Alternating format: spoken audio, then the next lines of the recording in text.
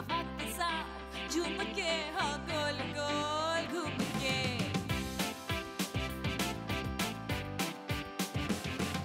यूं ऐसे मुस्कुराई है ये सुबह जो आई है।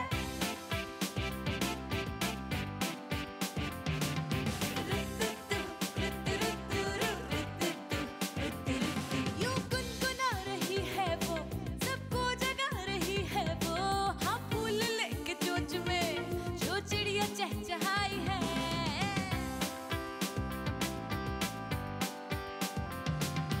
खुली खुली खुली खुली है उसमें धुली धुली, जरा जरा चुलबुली शरारतों में है गुली, सुबह जो आई है।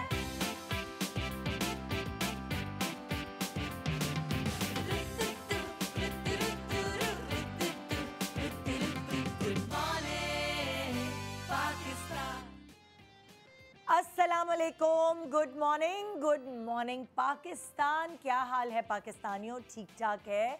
हमारे यहाँ काफ़ी अरसे से, जब से मुझे होश आया है, मैंने ये देखा है कि हम एक ट्रेंड के पीछे भाग रहे होते हैं। जी ट्रेंड है जी, बाहर शिफ्ट होना है तो बाहर शिफ्ट होना है। ट्रेंड है उस यूनिवर्सिटी में एडमिशन लेना है तो लेना है। ट्रेंड है कि फ़लानी जगह मोहल्ले पे मतलब उस मोहल्ले में जाना है तो जाना है। और जैसे हमारा एक एम बन जाता है ज़िंदगी का कि हमें ये करना है। हर ज़माने के अपने अपने ट्रेंड्स होते हैं और एक ऐसा ट्रेंड है जो कभी पुराना ही नहीं होता। चाहे कितनी भी कहानियाँ सुन लें, चाहे कितने भी किस्से सुन लें, मगर हम उस चीज़ की जद्दोजहद में लगे रहते हैं। और ख़ाली ये हमारी बात नहीं है, मैं पाकिस्तान की बात नहीं, इंडिया में भी अगर आप देखेंगे तो उनके लिए भी ये एक बहुत बड़ी बात होती है कि अगर बेटी का रिश्ता जो आया है वो लोग कहते हैं NRI है, मतलब लाइक बाहर से फॉरेन रिटर्न रिश्ता आया है तो एक बहुत बड़ी बात है। और हमारे यहाँ भी कुछ ऐसे ही होता है कि अगर बाहर का रिश्ता आ गया, अगर जिसका रिश्ता आया उसके पास कोई डुअल पासपोर्ट है या दूसरी नेशनैलिटी भी है तो बहुत एक बड़ी चीज़ समझी जाती है। ये उन लोगों को बहुत अट्रैक्टिव लगता है जो बाहर कभी नहीं गए होते और उनको लगता है कि वहाँ जाके बस पैसों की ही बारिश होती है। वरना वो लोग जो इधर उधर घूमते फिरते रहते हैं उनको अंदाज़ा होता है कि अपनी जो अपना मुल्क है उसमें रहने की, अगर आप वेल सेटल्ड हैं तो उसमें रहने के फ़वाइद कितने हैं।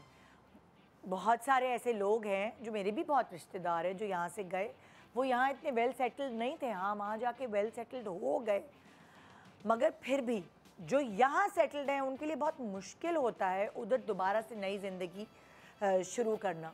और बच्चों के रिश्तों की भी प्रॉब्लम्स होती हैं, चाहे लड़कियां हों या लड़के हों, उनको उनका मनपसंद मैच नहीं मिल रहा होता। यहाँ क्या है, यहाँ वैरायटी आपको इतनी होती है कि आपके अपने लोग, अपने जैसे लोग होते हैं, आपका शहर, आपका मुल्क, आपका इलाका होता है, तो आपको एक चूज़ करने में एक थोड़ी सी आसानी हो जाती है कि अगर आपने अपनी बेटी या बेटे के रिश्ते करने हैं। लेकिन बाहर स्पेशली बेटियों के लिए बहुत प्रॉब्लम्स क्रिएट होती हैं, क्योंकि वही वाली बात कि पाकिस्तानी हैं लेकिन उनकी बच्चियां भी थोड़ी कंफ्यूज होती हैं कि हम अपना घर का माहौल देखें या हम अपने मुल्क का माहौल देखें। सो वो थोड़े से दो कश्तियों में बटी रहती हैं। हमारी बच्चियां हमारे मुल्क के माहौल, अपने घर के माहौल, वो एक ही जैसा है हर तरफ का, तो वो उनके लिए थोड़ी सी एक आसानी होती है।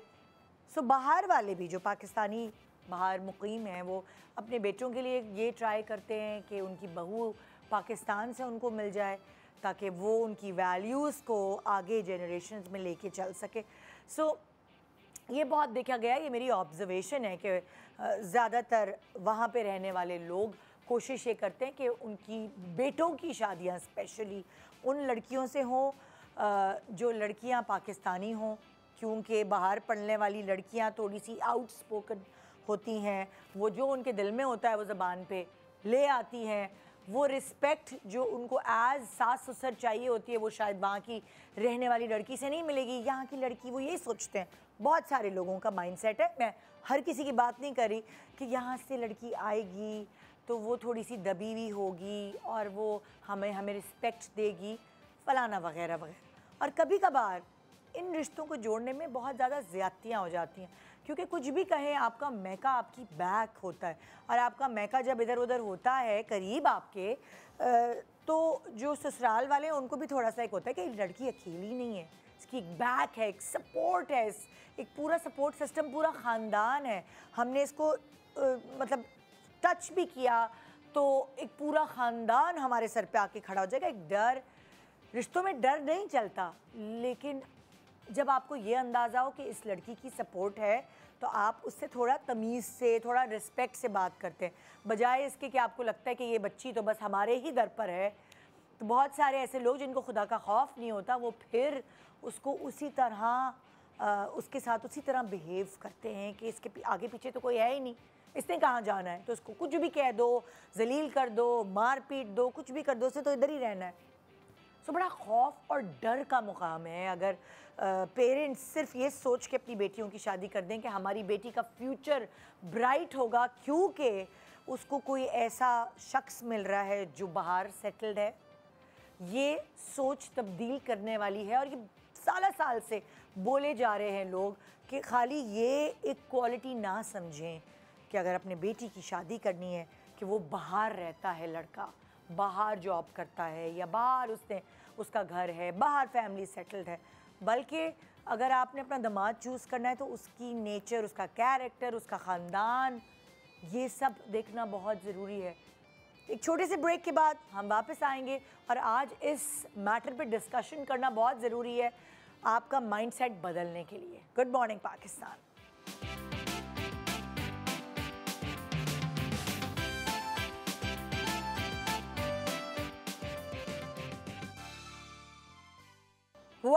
Welcome back. Good morning Pakistan. आज का टॉपिक, जैसे मैंने कहा, बहुत सारे माइंडसेट हमारे ऐसे बने हुए हैं, और अभी से नहीं साल से बने, जबकि इतनी चीज़ें सामने आ चुकी हैं कि जब लड़की शादी होकर बाहर जाती है, अच्छी चीज़ें भी होती हैं, लेकिन बहुत सारी ऐसी चीज़ें भी होती हैं जो माँ बाप के हाथ में नहीं रहती, और ख़ाली ये क्राइटेरिया एक अच्छे रिश्ते का नहीं होना चाहिए कि वो लड़का बाहर है और उसके पास बाहर का पासपोर्ट है, चाहे वो किसी भी मुल्क से ताल्लुक़ रखता हो।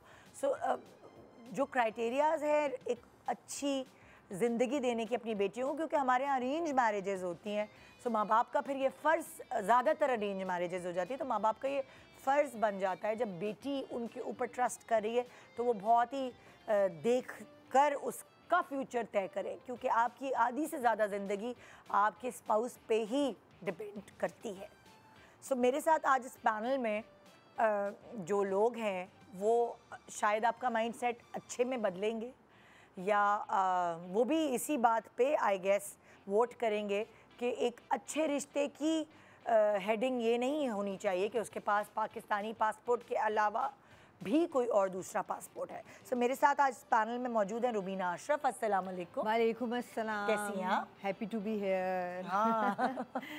एंड साइमा हाशिम जो कि साइकोथेरेपिस्ट एंड लाइफ कोच हैं। अस्सलाम वालेकुम। कैसी हैं आप? All good. आप ठीक-ठाक? कैसी? बिल्कुल बिल्कुल ठीक ठाक। और महविश इस वक्त मेरे पास बैठी हैं, जिनकी आप बीती है वो शेयर करेंगी हमसे। अच्छा, इससे पहले अस्सलाम वालेकुम जी। आपकी बेटी की शादी यहीं हुई थी, लेकिन वो बाद में शादी होकर बाहर चली गई ना? हाँ, बट जब मिना की शादी तय हुई थी हाँ। तब भी इमरान जो थे वो ही wasn't living here, he was living in Singapore at that time. हाँ, तो थोड़ा सा लाइक आपको डर नहीं लगा उस वक्त रिश्ता, क्योंकि उसकी जो शादी थी वो अरेंज मैरिज थी एक तरह से? It was kind of arranged, and हाँ। बच्चे आपस में भी एक दूसरे से बात कर चुके थे। हाँ। क्योंकि कोविड का ज़माना था, बिल्कुल कोविड ख़त्म हुआ था उस वक्त, और हमारे साथ जो सबसे कमाल बात हुई थी वो ये हुई थी कि हम इमरान से मिल ही नहीं सके थे जब तक हमने बात पक्की कर दी। जिस दिन मिना की बात पक्की थी उस दिन Imran wasn't in the event, he wasn't part of the event। वो नहीं, सिंगापुर जो के लॉज बहुत स्ट्रिक्ट थे कोविड के, वो बिल्कुल ट्रैवल नहीं करने देते थे अपने एम्प्लॉयज़ को या जो लोग वहाँ रह रहे थे उनको। हमें कुछ समझ नहीं आया कि हम क्या करें। हमने कहा चलो हम कर देते हैं उसके बगैर। आपके दिल को सुकून कैसे मिला? लाइक क्या देखकर आपने उससे बात पक्की पहले कर ली? एक जो था ना, हमारे साथ ये एक अल्लाह का करम हुआ था कि एक बीच में ऐसी ओपनिंग आई थी कि जब कुछ भी नहीं हो रहा था, हम इमरान से मिल नहीं पा रहे थे, वो आ नहीं पा रहा था, हम में से कोई जा नहीं पा रहा था, तो हमने सोचा चलो हम इस बात को छोड़ देते हैं और जब हम मिल सकेंगे ना, क्योंकि हम आगे नहीं बढ़ पा रहे थे। बात हो गई, फैमिली से बात हो गई, फैमिली हमारे घर आ गई। Imran has a twin brother who is there identical twins. अच्छा, तो ये एक आसानी है। एक थोड़ी सी आसानी ये थी, when they were coming हमसे मिलने पहली दफ़ा हमारे घर जब आ रहे थे, तो उन्होंने कहा कि इमरान की अम्मी ने कहा, समीना ने, कि मैं आऊँ अकेली या हम सब आए। आई सेड इरफान को ज़रूर लेके आए बिकॉज हम इमरान से नहीं मिल पा रहे हैं, तो हम इरफान को तो देखना फिजिकल चाहते हैं। अपीयरेंस। हाँ, उसके बाद हम भी कंफ्यूजन में थे ना, क्योंकि ये तो सिर्फ आपस में बातचीत थी। उसके बाद फिर जब हमें कुछ समझ नहीं आया तो मैंने और मीना ने सोचा छोड़ देते हैं इस बात को, जब अल्लाह का कोई वक्त आएगा मिलने का फिर हम मिलेंगे, फिर हम मूव ऑन करेंगे। मैं और मीना, आपको पता है, ट्रैवलर्स हैं। हमने टर्की का वीज़ा लगवाया, तब अभी वीज़े खुले ही थे नए, और हमने अपना टर्की के लिए ना प्लान करना शुरू किया कि ठीक है हम ट्रैवल कर रहे हैं, बिकॉज हम बहुत टेंशन में भी थे, कोविड का भी एंड हुआ था एंड ऑल दैट, और इमरान को टर्की का वीज़ा मिल गया। So me, Meena and Imran, we met in Turkey for the first time. We met, मैंने इमरान को, इमरान हमसे एक रात पहले पहुँच गए थे वहाँ, और मैं और मीना पहुँचे तो जिस एयरबीएनबी छोटा सा एक था सेटअप, उसमें हमने इकट्ठे ही कमरे कराए हुए थे, हम दोनों ने अपना और इमरान ने। तो मेरी पहली मुलाकात, आई एम श्योर मीना की भी इस बात के बाद पहली मुलाकात जो है वो इमरान सीढ़ी से उतर के हमें मिलने आ रहे थे। That's where we met and we spent 3 days, I think, मैं गलत भी हो सकती हूँ, इन टर्की। सारा वक्त इकट्ठे, because weed get up and go for breakfast together, have lunches together, shopping, अपनी जो भी आप इस्तांबुल में जो कुछ करते हैं वो सब हमने ब्लू मॉस्क इकट्ठे किया। पहली तस्वीरें मिना और इमरान की ब्लू मॉस्क की ही हैं, उनके पास भी और मेरे पास भी।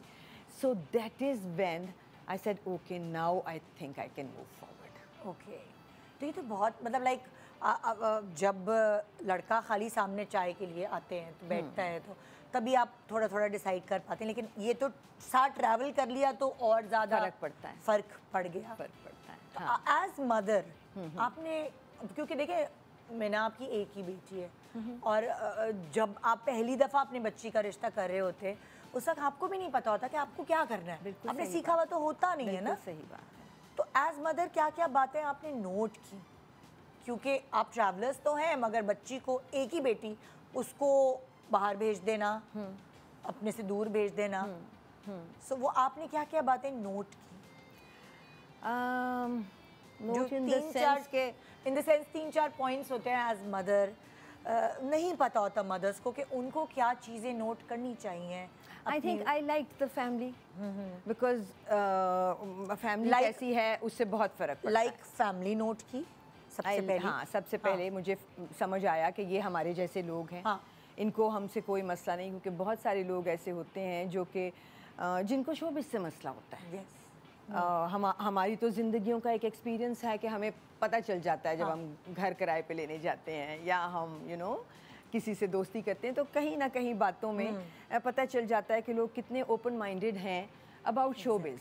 And I keep telling my friends also कि अगर कोई शोबिज़ के बारे में ओपन माइंडेड नहीं है तो उसका हमारी ज़िंदगी से दूर तक का ताल्लुक भी नहीं होना चाहिए, बिकॉज हम वो लोग हैं जो इस काम में आज से नहीं, सालों से हैं, बिल्कुल डेकेड्स से हैं। हमारे दोस्त भी इसी फील्ड के हैं, हमारी एक तरह की एक्सटेंडेड फैमिली है पूरी, बिल्कुल। एंड हम इस फील्ड को अंदर बाहर अच्छी तरह जानते हैं, और अगर हमारे जैसे लोगों को कोई ये बताने की कोशिश करेगा कि शोबिज़ हमें समझ नहीं आता, तो मैं समझती हूँ उनसे कोसों दूर भागने की ज़रूरत है। So these are very down to earth, lovely people.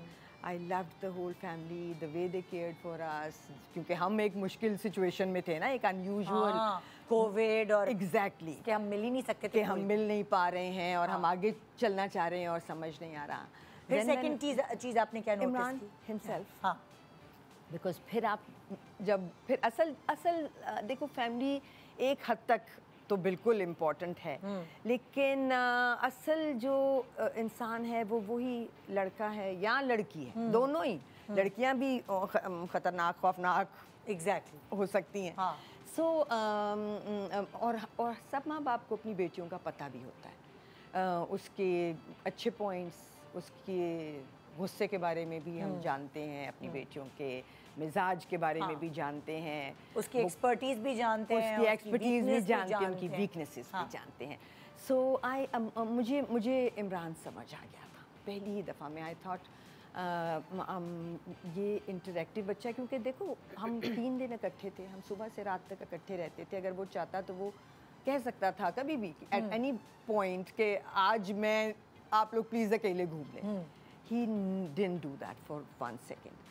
When we would walk together, बड़ी बड़ी लंबी, हम कभी ट्रेन ढूंढ रहे हैं, कभी कुछ कर रहे हैं, वॉक्स पे जाते थे, तो he would interact, वो बात करता था, मुझसे बात करता था। वो दोनों आपस में तो करते ही होंगे, but he would interact with me, he would try and ask questions कि अच्छा फिर बताएं आपको अपने दोनों बच्चों में से कौन ज़्यादा अच्छा लगता है, किससे आपकी ज़्यादा बनी, small little things which meant to me that he cared, he wanted to know more about us. And और फिर I think वो कुछ होता है, कोई औरा भी होता है हर इंसान का। Exactly, यही मैं आपसे पूछना चाह रही थी कि देखिए आप सेंसिबल हैं, आपने दुनिया देखी, आप काम करती हैं। बहुत सारी औरतें माएँ हमारे हाउसवाइफ्स होती हैं, उनके इतने एक्सपीरियंसेस नहीं होते कि वो औरा समझ सकें ना। हम लोगों से मिलते हैं तो हमें अंदाज़ा हो गया औराज का कि ये इनके साथ बैठे तो पॉजिटिविटी की वाइब आ रही है, इनके साथ बैठे हैं तो कुछ खटक रही है चीज़। शायद वो माएँ जो घर में रहती हैं और पूरी ज़िंदगी अपनी फैमिली को सर्व करती हैं, उनकी खिदमतें करती हैं, उनको शायद ये समझ नहीं आती और माओं के ऊपर ही डाल दिया जाता है कि तुम देखो बेटी का रिश्ता। सो वो औरा नहीं। आई थिंक अब ज़माने के साथ ना हमें माओं से ज़्यादा बेटियों पे डालनी चाहिए ये रिस्पॉन्सिबिलिटी। बिल्कुल, उनको मिलने देना चाहिए है, उनको कहना चाहिए खुद अपने लिए जज करो। उनके अंदर एज मदर्स हमें समहाउ ये कॉन्फिडेंस डेवलप होने देना चाहिए, क्योंकि हम कई दफ़ा बच्चे तो कॉन्फिडेंट होते ही हैं, क्योंकि वो तो जिस दुनिया में हैं वो उनको उनकी दुनिया है ना, और हम उनको बताते हैं कि नहीं ऐसे नहीं, ऐसे नहीं, ऐसे ये दोस्त नहीं, ये दोस्त। सो हमें उनको उनका कॉन्फिडेंस बहाल रखना चाहिए और उन्हें ये बताना चाहिए कि तुम्हें जो भी फैसला करना है बहुत सोच समझ के करना है। ये इंसान है जिसे हमने तुम्हें मिलवा दिया, या तुम खुद मिल गई। अच्छा रुबीना जी, फिर मैं कहूँगी आपने अपनी बेटी को बाहर पढ़ने भेजा, मैंने भेजा, तो हमें ये कॉन्फिडेंस है कि हमारी बच्चियों ने दुनिया देखी हुई है। सो हम अपनी बेटियों पे रिलाई कर सकते हैं। बहुत सारी जैसे माएँ घर में रही हैं और उनको एक्सपीरियंस ही, बहुत सारी बच्चियाँ भी उनको दुनिया का एक्सपीरियंस नहीं कि वो थोड़ा सा ये अंदाज़ा लगा सके कि ये वाला जो लड़का है उनके लिए सही है, क्योंकि बच्चियों को तो उस वक्त पढ़ाई सेलेक्ट करना नहीं आ रही होती कि सब्जेक्ट्स क्या चूज़ करें, ये इतनी कंफ्यूज होती हैं। मैं यही कह रही हूँ कि माओं का काम सिर्फ ये कॉन्फिडेंस देना है कि अपने लिए फैसले करो और अपनी अपनी दुनिया में, आपकी और मेरी बच्ची की दुनिया फ़र्क हो सकती है, किसी और बच्ची की दुनिया, लेकिन अपनी अपनी दुनिया में हर बच्ची को लोग समझ आते हैं, उनके रवैये समझ आते हैं, उनका मामू, चचा, चची, उनके बच्चे, उन सब के रवैये समझ आते हैं और वो वॉइस भी करते हैं अपने ओपिनियंस।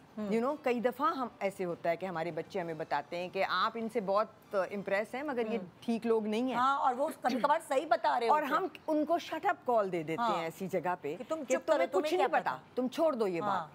हमें सुननी चाहिए बच्चों की, हमें उनके साथ डिस्कशन करनी चाहिए, हमें उनसे पूछना चाहिए कि उनको क्यों ऐसा लग रहा है, क्या वजह है। फिर अगर वो उनका आर्गुमेंट जो है वो स्ट्रॉन्ग ना हो तो हमें फिर उनको समझाना चाहिए कि देखो ज़िंदगी में ऐसे तो बहुत सारे लोग आएंगे और ये एक इंस्टेंस जिस पे तुम बेस करके कोई भी अपना ओपिनियन दे रही हो किसी रिश्तेदार के बारे में, उसका कोई बैक स्टोरी भी हो सकती है, उसकी वजूहात भी हो सकती हैं। सो उन सब को रख के देखो।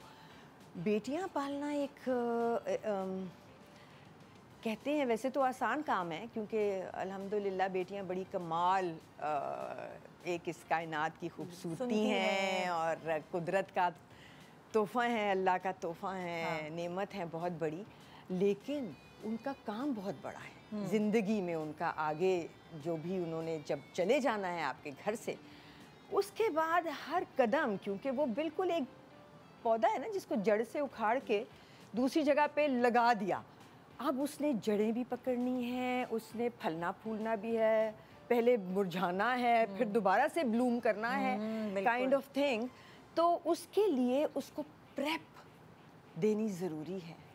दूसरे लोगों को ये बताना भी ज़रूरी है कि ये मेरी बेटी बहुत कीमती चीज़ है जो मैं तुम्हें दे रही हूँ या हम तुम्हें दे रहे हैं। इसका ध्यान रखना कितना ज़रूरी। ये इसके पास फॉल बैक है, इसको अगर कभी कोई तकलीफ़ हुई तो इसके माँ बाप इसके लिए खड़े हैं। सो ये सारी चीज़ें हमें आहिस्ता आहिस्ता सीखनी भी हैं, सिखानी भी हैं, क्योंकि ये प्रोसेस तो रहती दुनिया तक रहना है ना। बिल्कुल बिल्कुल। और वही वाली बात है कि आजकल पेरेंट्स को समझ आ रही है कि पहले बच्चियों को अपने पैरों पे खड़ा करें, उनको पढ़ाएं लिखाएं और फिर उनके रिश्ते करें, क्योंकि खुदा ना खास्ता ज़रूरी नहीं होता किसी घरों में कि हमारे यहाँ तो किसी लड़की ने काम नहीं किया, लेकिन अगर किसी पे बुरा वक्त पड़े तो उसके पास एक सपोर्ट होती है। मेरा ख्याल है कि सब लड़कियों को काम करने की ज़रूरत है। उससे उनका अपने पैरों पे खड़ा होना इसलिए ज़रूरी है कि वो जिस घर में जाती हैं उस घर वालों को भी पता हो कि हमने इससे ज़्यादती की तो ये हमें छोड़ सकती है। हाँ बिल्कुल बिल्कुल बिल्कुल। सो अब जैसे कि हमारा टॉपिक है कि सिर्फ ये ही नहीं कि वो बाहर, अच्छा ये सवाल तो मैं आपसे पूछना ही भूल गई कि अब ये है बाहर का रिश्ता। बिल्कुल। तो आपने दिमाग में कभी बनाया हुआ था कि बाहर भेजेंगी मिना को, या मतलब एक होता है ना सब सोचते हैं इनिशियली बिल्कुल नहीं, इनिशियली बिल्कुल नहीं। I wanted her to live here in Karachi, मेरे आसपास, ताकि मैं उसकी ज़िंदगी में आसानियाँ दे सकूं और वो मेरी बड़ी ज़िंदगी की रौनक है। लेकिन जब हुआ तो लगा कि चलो ठीक है, वो सिंगापुर दूर भी था, बट सोचा कोई बात नहीं, हो जाएगा। बट वही बात है ना कि अगर आप के अंदर की ख्वाहिश जायज़ होती है और ऐसी होती है कि स्ट्रॉन्ग हो, सो मेरा ख्याल है 1 साल उन्होंने गुजारा है and then they move to Dubai and they living in Dubai now, which is like you know Lahore Karachi. ठीक है, एग्जैक्टली। तो वो आपकी प्रायोरिटी बाहर का रिश्ता नहीं था, फैमिली और लड़का था, जिसकी वजह से आपने आप वो के मिना करीब है, आपने उसको इग्नोर कर दिया कि मुझे वो बाकी चीजें बहुत मेन चीज़ ये थी कि मिना को समझ आ रहा है कि नहीं आ रहा। एग्जैक्टली। क्योंकि उससे पहले भी बहुत सारे लोग थे, समहाउ मिना को समझ नहीं आ रहे थे। मुझे आ भी रहे थे, शायद मैं डेस्परेट भी थी, माएँ हो जाती हैं थोड़ी सी किसी एक पॉइंट पे जाके डेस्परेट। तो लेकिन मिना एक स्ट्रॉन्ग बच्चा है, जैसे कि आजकल के सारी बेटियां हैं। सो वो कहती थी नहीं तो नहीं, ये वो जगह थी जहां उसको समझ आया। सो आई थिंक बच्चियों को इतनी अकल होनी चाहिए कि उन्हें पता हो कि उन्हें किस किस्म के लोग चाहिए हैं और फिर वो कितना कम्युनिकेट कर सकती हैं उस इंसान के साथ। उनको मिलने देना चाहिए, बातचीत करने देना चाहिए और हर किस्म की बातचीत कर लेनी चाहिए। और उनको बताना चाहिए कि रेड फ्लैग्स देखना, मतलब हम अब रेड फ्लैग कहते हैं जब, तो बहुत सारे लोगों की समझ में नहीं आता होगा कि ये क्या है।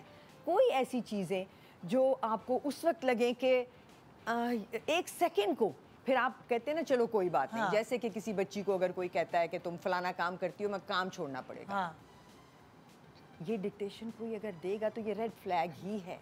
चाहे हम किसी भी तरीके से कान पकड़ लें, मगर ये है ना, ये अच्छा, ये सही बात नहीं है। ये रेड फ्लैग होगा उन घरों में जहाँ बच्चियाँ शौक के लिए काम करती हैं। वो बच्चियाँ जो अपने घर को पाल रही होती हैं और वो सारी ज़िंदगी से काम करी होती हैं और वो थक गई होती हैं और उनकी अपनी ख्वाहिश होती है कि अब जो है ना मुझे ऐसा घर आना चाहिए जहाँ मैं सुकून से। बनिदा, हाँ, वो उस बच्ची की चॉइस होनी चाहिए ना।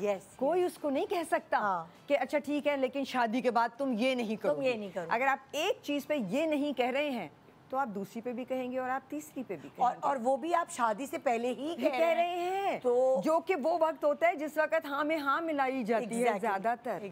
सो इस तरह के लोग अगर हैं तो थोड़ा सा सोचने का वक्त है। कोई भी ऐसी बात अगर करते हैं तो उनको बताने का वक्त होता है कि सॉरी मगर ये बात ठीक नहीं है, तो अभी सोच लें।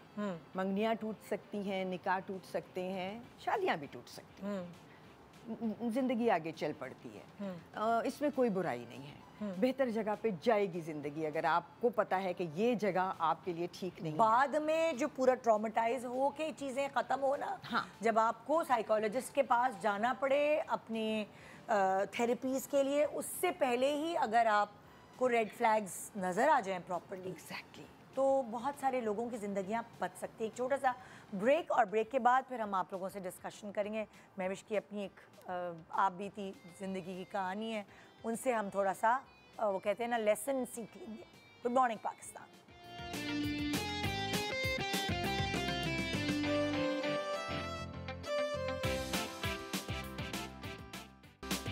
Welcome back, good morning Pakistan. So आज का टॉपिक है ये कि बेटियों की शादी करने से पहले प्रायोरिटी ये ना बनाएं कि आपके पास अगर बाहर का रिश्ता आ रहा है। बहुत सारे लोग डिमांड यही कहते हैं रिश्ते वालियों से कि हमें चाहिए ही बाहर का रिश्ता।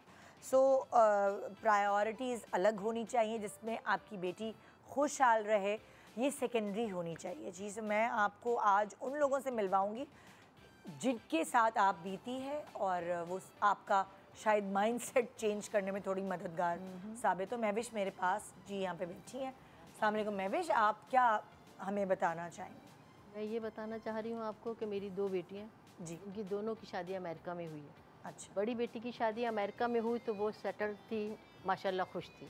सही। जब दूसरी बेटी को हमने मैच मेकर के थ्रू जब रिश्ता किया, दूसरी बेटी का तो हमने इंक्वायरी नहीं की, क्योंकि उन्होंने स्टार्टिंग में जब जैसे रिश्ता हुआ तो 10 सोने के सेट, 4-5 लाख की मेरी बेटी को शॉपिंग करवा दी। हम थोड़ा सा उन्होंने हमें जो है ना शहर में ले लिया, तो हम उनकी ना अच्छी तरह इंक्वायरी नहीं कर सके।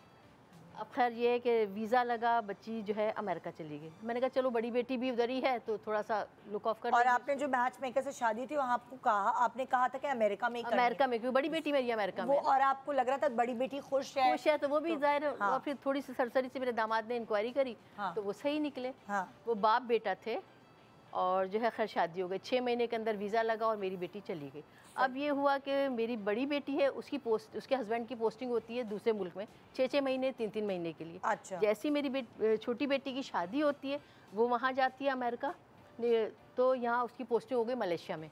आपकी बड़ी बेटी की? बड़ी बेटी मलेशिया चली गई। जिसके ऊपर आप रिलाई कर रही थी कि मेरी बड़ी बेटी है तो चलो उसका एक महका होगा। हाँ, वो जो है मलेशिया चली गई 3 महीने के लिए। अच्छा। अब जो है वहाँ मेरी बड़ी, अब वो जो है जैसी शादी होके गई तो पहले तो खैर 1-1.5 हफ्ता बहुत व्हाट्सएप पे बातचीत हुई, सब कुछ हुआ, मगर फिर जो है उन्होंने बातचीत करवानी बंद कर दी। बच्ची से बातचीत करवानी भी बंद कर दी उन्होंने। और फिर उन्होंने जो है क्या कहते हैं, हफ्ते में 1 दफ़ा शीशे के आगे खड़ा कर देते थे उसको। हाँ। और कहते थे आप बात करो, और कहो मैं बहुत खुश हूँ, दिन रात का फ़र्क है इसलिए मैं आपसे बात नहीं कर सकती। अब बच्ची परेशान, उसको जो है अंदरूनी हिस्से को उसके सिगरेटों से दागता था। अल्लाह। उसको सिगरेटों से दागता था और कहता था अगर जो है तुमने मैके में बताया तो तुम्हारा हाल बहुत बुरा करूँगा। अब जो है फिर ये हुआ, 3 महीना गुजर गया, इस तरह से हमारी बातचीत नहीं हुई, कुछ भी नहीं हुआ। हम बहुत परेशान थे। हमने बड़ी बेटी से कहा, उसने कहा मुझे जाने दें इधर से, 3 महीने बाद मैं उधर जाऊँगी तो आपसे बातचीत करवाऊँ। जब बड़ी बेटी मेरी वापस अमेरिका आई है तो जो है उसने दामाद को कॉल की, तो उसने कहा मैं घर पे नहीं हूँ, अभी नहीं आइएगा, मेरे साथ ही आपकी बहन ना। तो उसने फिर जो है क्या कहते कहा नहीं मैं जाके देखती हूँ, क्योंकि पापा मुझे बता रहे हैं कि कॉल नहीं उठा रही है वो। और ना व्हाट्सएप पे बात करी। बड़ी बेटी ज़ाहिर घर तो पता ही था उसको, वो चली गई घर। जब घर जाके उसने दरवाज़ा खोला है तो उसका तो बहुत बुरा हाल, हर तरफ उसको सिगरेटों से दागा हुआ था, बहुत बुरा हाल था उसका।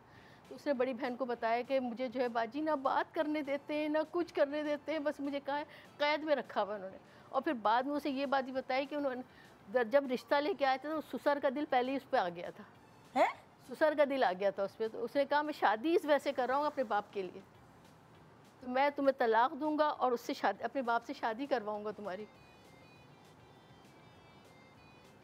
दो बस, कोई औरत नहीं थी उनके घर? कोई औरत नहीं थी। हम थोड़ा सा लालच में आ गए थे। हाँ, हमने जो है सोचा कि चलो हमारी बड़ी बेटी खुश है तो वो भी खुश रहेगी, मगर ये कहानी हुई उसके साथ। फिर जो है बड़ी बहन ने बड़ी जस्तुजू से जो सेपरेट करवाया, तलाक करवाई। अब अल्लाह का शुक्र है अल्हम्दुलिल्लाह कि वो घर पे है। मगर ये हमारे साथ वापस आ गई है वहीं अमेरिका में? नहीं, हमने वापस बुलवाया उसको, मगर वो अभी जो है उस ट्रॉमा से बाहर नहीं निकल पाई है। और कितना अरसा हुआ है अभी उसको? अभी 2 साल हुआ है। 2 साल में भी वो ट्रॉमा नहीं नहीं निकल पाई। वो बिल्कुल 3 महीने रही वहाँ और 3 महीने में वो ट्रॉमेटाइज्ड हो गई। हाँ, वो जो है इतनी साइको हो गई है कि एक दफ़ा चीज़ को हाथ लगाती है तो बार बार लगाती रहती है उस चीज़ को हाथ। ये मेरा है, ये मेरा है, ये मेरा है, ये मेरा है, देखिए मम्मा ये मुझे हो गया, देखिए मम्मा मुझे ये हो गया, देखिए मम्मा मुझे ये हो गया। इस तरह की हरकतें हो गई। अब उसके बाल बनाओ, बाल बनाते रहो बनाते रहो। थेरेपीज होती हैं आपने? होती है उसकी, मगर वो नहीं निकल पा रही है। ओफ अल्लाह, ये सारी प्रॉब्लम है। अब ये चीजें ना आप अंदर का पता लगा नहीं बस सकते। इंक्वायरी नहीं सही कर पाए हम उसकी। देखो कि रेड बच्चा रेड psycho- फ्लैग, पर ये इंक्वायरी में भी कैसे पता रेड चलता? फ्लैग जो था वो चीज़ें थी जो उन्होंने जेवर, है ना जो एकदम- फेंकी थी इनकी हाँ। तरफ, और वो आप उनसे खुश हो गए, जबकि कि वो ना खुश होने वाली चीज़ थी। वो क्वेश्चनेबल जगह थी कि ये क्यों इतना दे रहे हैं, क्या वजह है जो इतना दे रहे हैं। अब नॉर्मल हरकत है ना, ये तो नॉर्मल थोड़ी। था वो। डायमंड सेट दे रहे हैं, 10 सेट आ रहे हैं सोने के, तो वो हमने कहा चलो ये खुश रहेगी हमारी बच्ची, अच्छे लोग हैं। नहीं, बस हमारे साथ बहुत ये पहला वो पहली Red वो flag जगह था। थी जहाँ आपको सोचना चाहिए था ये क्यों दे रहे हैं इतना, ये इतना क्यों दे रहे हैं, ऐसे कोई नहीं देता। नहीं सोचा। दूसरी जगह वो थी कि जब अपने बच्चे को, अपने जिगर के टुकड़े को भेजते हैं कहीं ऐसे बाहर, तो उसको बता के भेजते हैं कि जिस पहले दिन तुम्हें कोई लगे कि तुम्हारे साथ ज्यादती करने वाला है, और इस बच्ची की तो 3 महीने के अंदर साइकी बदल दी उन्होंने। नहीं करने देते, व्हाट्सएप पे बात ही नहीं करवाते थे। नहीं, उस बच्ची को ये पता होना चाहिए था कि 911 या जो भी कोई जगह है उस पर कॉल कैसे करना है, और अपने आप को वहाँ से 1 सेकंड में निकालना 20 कैसे साल की है। तो मेरी बच्ची, कितनी? 20 साल की। 20 साल पे बच्चियों की शादी कभी नहीं करनी चाहिए, इस ज़माने में तो बिल्कुल नहीं करनी चाहिए। या तो फिर बच्चियां इतनी, उनको पता हो दुनिया का। आपने 20 साल 20 साल में उनको तब किसी को सिखाया। पता नहीं होता दुनिया का। हालांकि हमारे बच्चे बहुत आगे हैं हमसे, ज़माना बहुत तेज़ है, मगर ये जो रिलेशनशिप्स वाली कहानियाँ हैं ना, ये आपको ना स्कूल सिखा रहा है ना कॉलेज यूनिवर्सिटी सिखा रहे हैं। 20 साल में तो बच्चियों की तालीम भी पूरी नहीं होती, फिर उनको काम करके अपने पैरों पे खड़ा होना है, ताकि अगर वो किसी गलत जगह पे फंस जाती हैं और खुदा न खास्ता माँ बाप की सपोर्ट नहीं है, जो कि हो सकता है, तो उन्हें माँ बाप को ये पता हो कि ये बच्ची अपने पैर पे खड़ी हो जाएगी, ये ढूंढ लेगी अपने लिए काम। सो मेरा ख्याल है ज़माने के हिसाब से थोड़ा सा हमें अपने आप को, माँ बाप को बेहतर एजुकेट करने की ज़रूरत बहुत है। बहुत ज़्यादा, क्योंकि इनकी बच्ची की 3 महीने शादी रही, मगर जो इन्होंने पूरा पाला पोसा 20 साल में एक परवान चढ़ाई थी बच्ची, वो ट्रॉमेटाइज हो गई और 2 साल तक उस ट्रॉमा से बाहर नहीं निकली है। सो अब ये अपनी बच्ची के साथ क्या कर सकती हैं, किस तरह? अच्छा देखिए, थेरेपी वो कह रही है कि ले रही हैं, मुझे नहीं पता कि कहाँ से ले रही हैं, कितना फ्रीक्वेंटली ले रही हैं, और थेरेप्यूटिक अप्रोचेस क्या क्या यूज़ हो रही हैं, या उसमें साइकाट्री की भी ज़रूरत है या नहीं है, क्योंकि जितना ज़्यादा ट्रॉमेटाइज्ड वो है, इसमें साइकाट्रिस्ट का भी ज़रूरी है कि थोड़ा मेडिसिन के साथ भी उसका ट्रीटमेंट किया जाए, क्योंकि बहुत ज़्यादा ट्रॉमेटाइज्ड वो हो गई है। और आपको पता है कि ट्रॉमास कुछ ऐसे होते हैं कि सारी ज़िंदगी भी आपकी जान नहीं छोड़ते हैं, और आपके अंदर इतनी इनसिक्योरिटीज़ डाल देते हैं, इतने ट्रस्ट इश्यूज डाल देते हैं, किसी रिश्ते पे आप ट्रस्ट नहीं कर पाते, इवन अपनी ज़ात पे नहीं कर पाते हैं, क्योंकि आपको ये फील होता है ना कि मैंने खुद अपना भी ख्याल नहीं रखा, मैंने अपने साथ क्या होने दिया। तो आप तो मतलब बिल्कुल इस दुनिया से समझें कि अलग ही हो जाते हैं, और जो वो बातें बता रही हैं ट्रॉमा का एक्सटेंट होगा, और आगे के लिए बहुत ज़्यादा ज़रूरत है सोचने की। ज़ाहिर है कि नेक्स्ट टाइम भी उसकी शादी करेंगे, एक तो बहुत ज़्यादा जल्दी ना करें, क्योंकि मैंने बहुत सारी जगह पे ये देखा है कि जब पहली शादी की बात भी ना करें। नहीं, मैं कोई और बात कर रही हूँ, यही कि अगर इस बच्ची के बारे में, अगर हम इस बच्ची की बात कर रहे हैं ना, तो आगे शादी करेंगे के बारे में बात भी ना करें। वो खौफजदा होती है नहीं, करने की जरूरत भी नहीं, क्योंकि शादी जिंदगी का मकसद नहीं है ना। Would you please हमें ये listen भी to अपने me? बच्चों को मैं बताना है। आगे उसकी एक्सटेंडेड बात मैं कर रही हूँ कि देखें, होता क्या है कि जब एक बार ब्रेकअप होता है, जब डिवोर्स होती है, तो वो सोसाइटल प्रेशर पेरेंट्स और लड़की भी खुद इतना ज़्यादा ले लेती है कि होता कि नहीं अब किसी बेहतर जगह पे कर दें, इस चक्कर में दोबारा गलती कर देते हैं। दिस इज़ द पॉइंट, और ये बहुत सारे केसेस मैंने देखे हैं।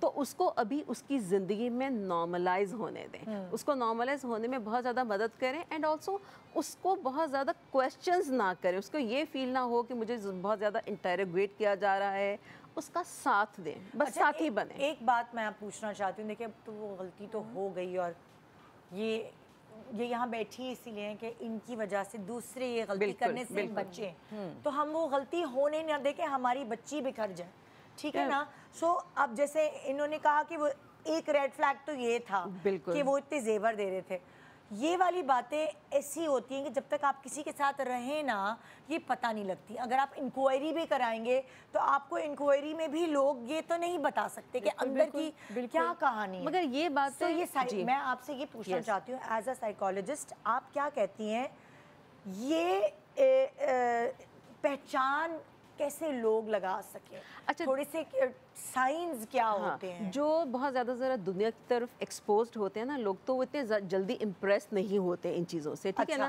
कहने का आपका मकसद जिन्होंने दुनिया देखी होती है वो बहुत जल्दी इम्प्रेस नहीं होते हैं। और ऑलरेडी होता ये है कि जैसे पेरेंट्स की अपनी कई डिज़ायर्स पूरी नहीं हुई होती ना, तो उनको होता है बस हमारे बच्चों का ये हो जाए, ठीक है, और बहुत ही सरफेस लेवल पे रह के देख रहे होते हैं। और ऑलरेडी हमारे यहाँ देखें ना, हम थर्ड वर्ल्ड सोसाइटी के कंट्री के लोग हैं, ठीक है ना, तो हमारे यहाँ ये होता है कि बाहर का मुल्क, क्योंकि वहाँ उनकी नीड्स हम देखते हैं बिल्कुल बेसिक सिविक नीड्स है ना उनकी, वो पूरी हो रही हैं, जो कि हर शहरी का, हर मुल्क के लोगों का हक होता है, लेकिन हमारी अनफॉर्चुनेटली यहाँ पर नहीं हो रही है। तो हम उन चीज़ों से बहुत इंप्रेस हो जाते हैं, साफ़ सुथरे रोड, हेल्थ केयर हो रही है, एजुकेशन कैसी है, घर कितने साफ़ सुथरे हैं, तो बाकी चीज़ें हम सोचते नहीं हैं, हमें बहुत ज़्यादा डेप्थ में जाके सोचने की ज़रूरत है। अब जैसे इन्होंने बताया कि बहुत ज़्यादा गिफ्ट्स दे रहे थे, तो बहुत ज़्यादा गिफ्ट्स क्यों दे रहे हैं?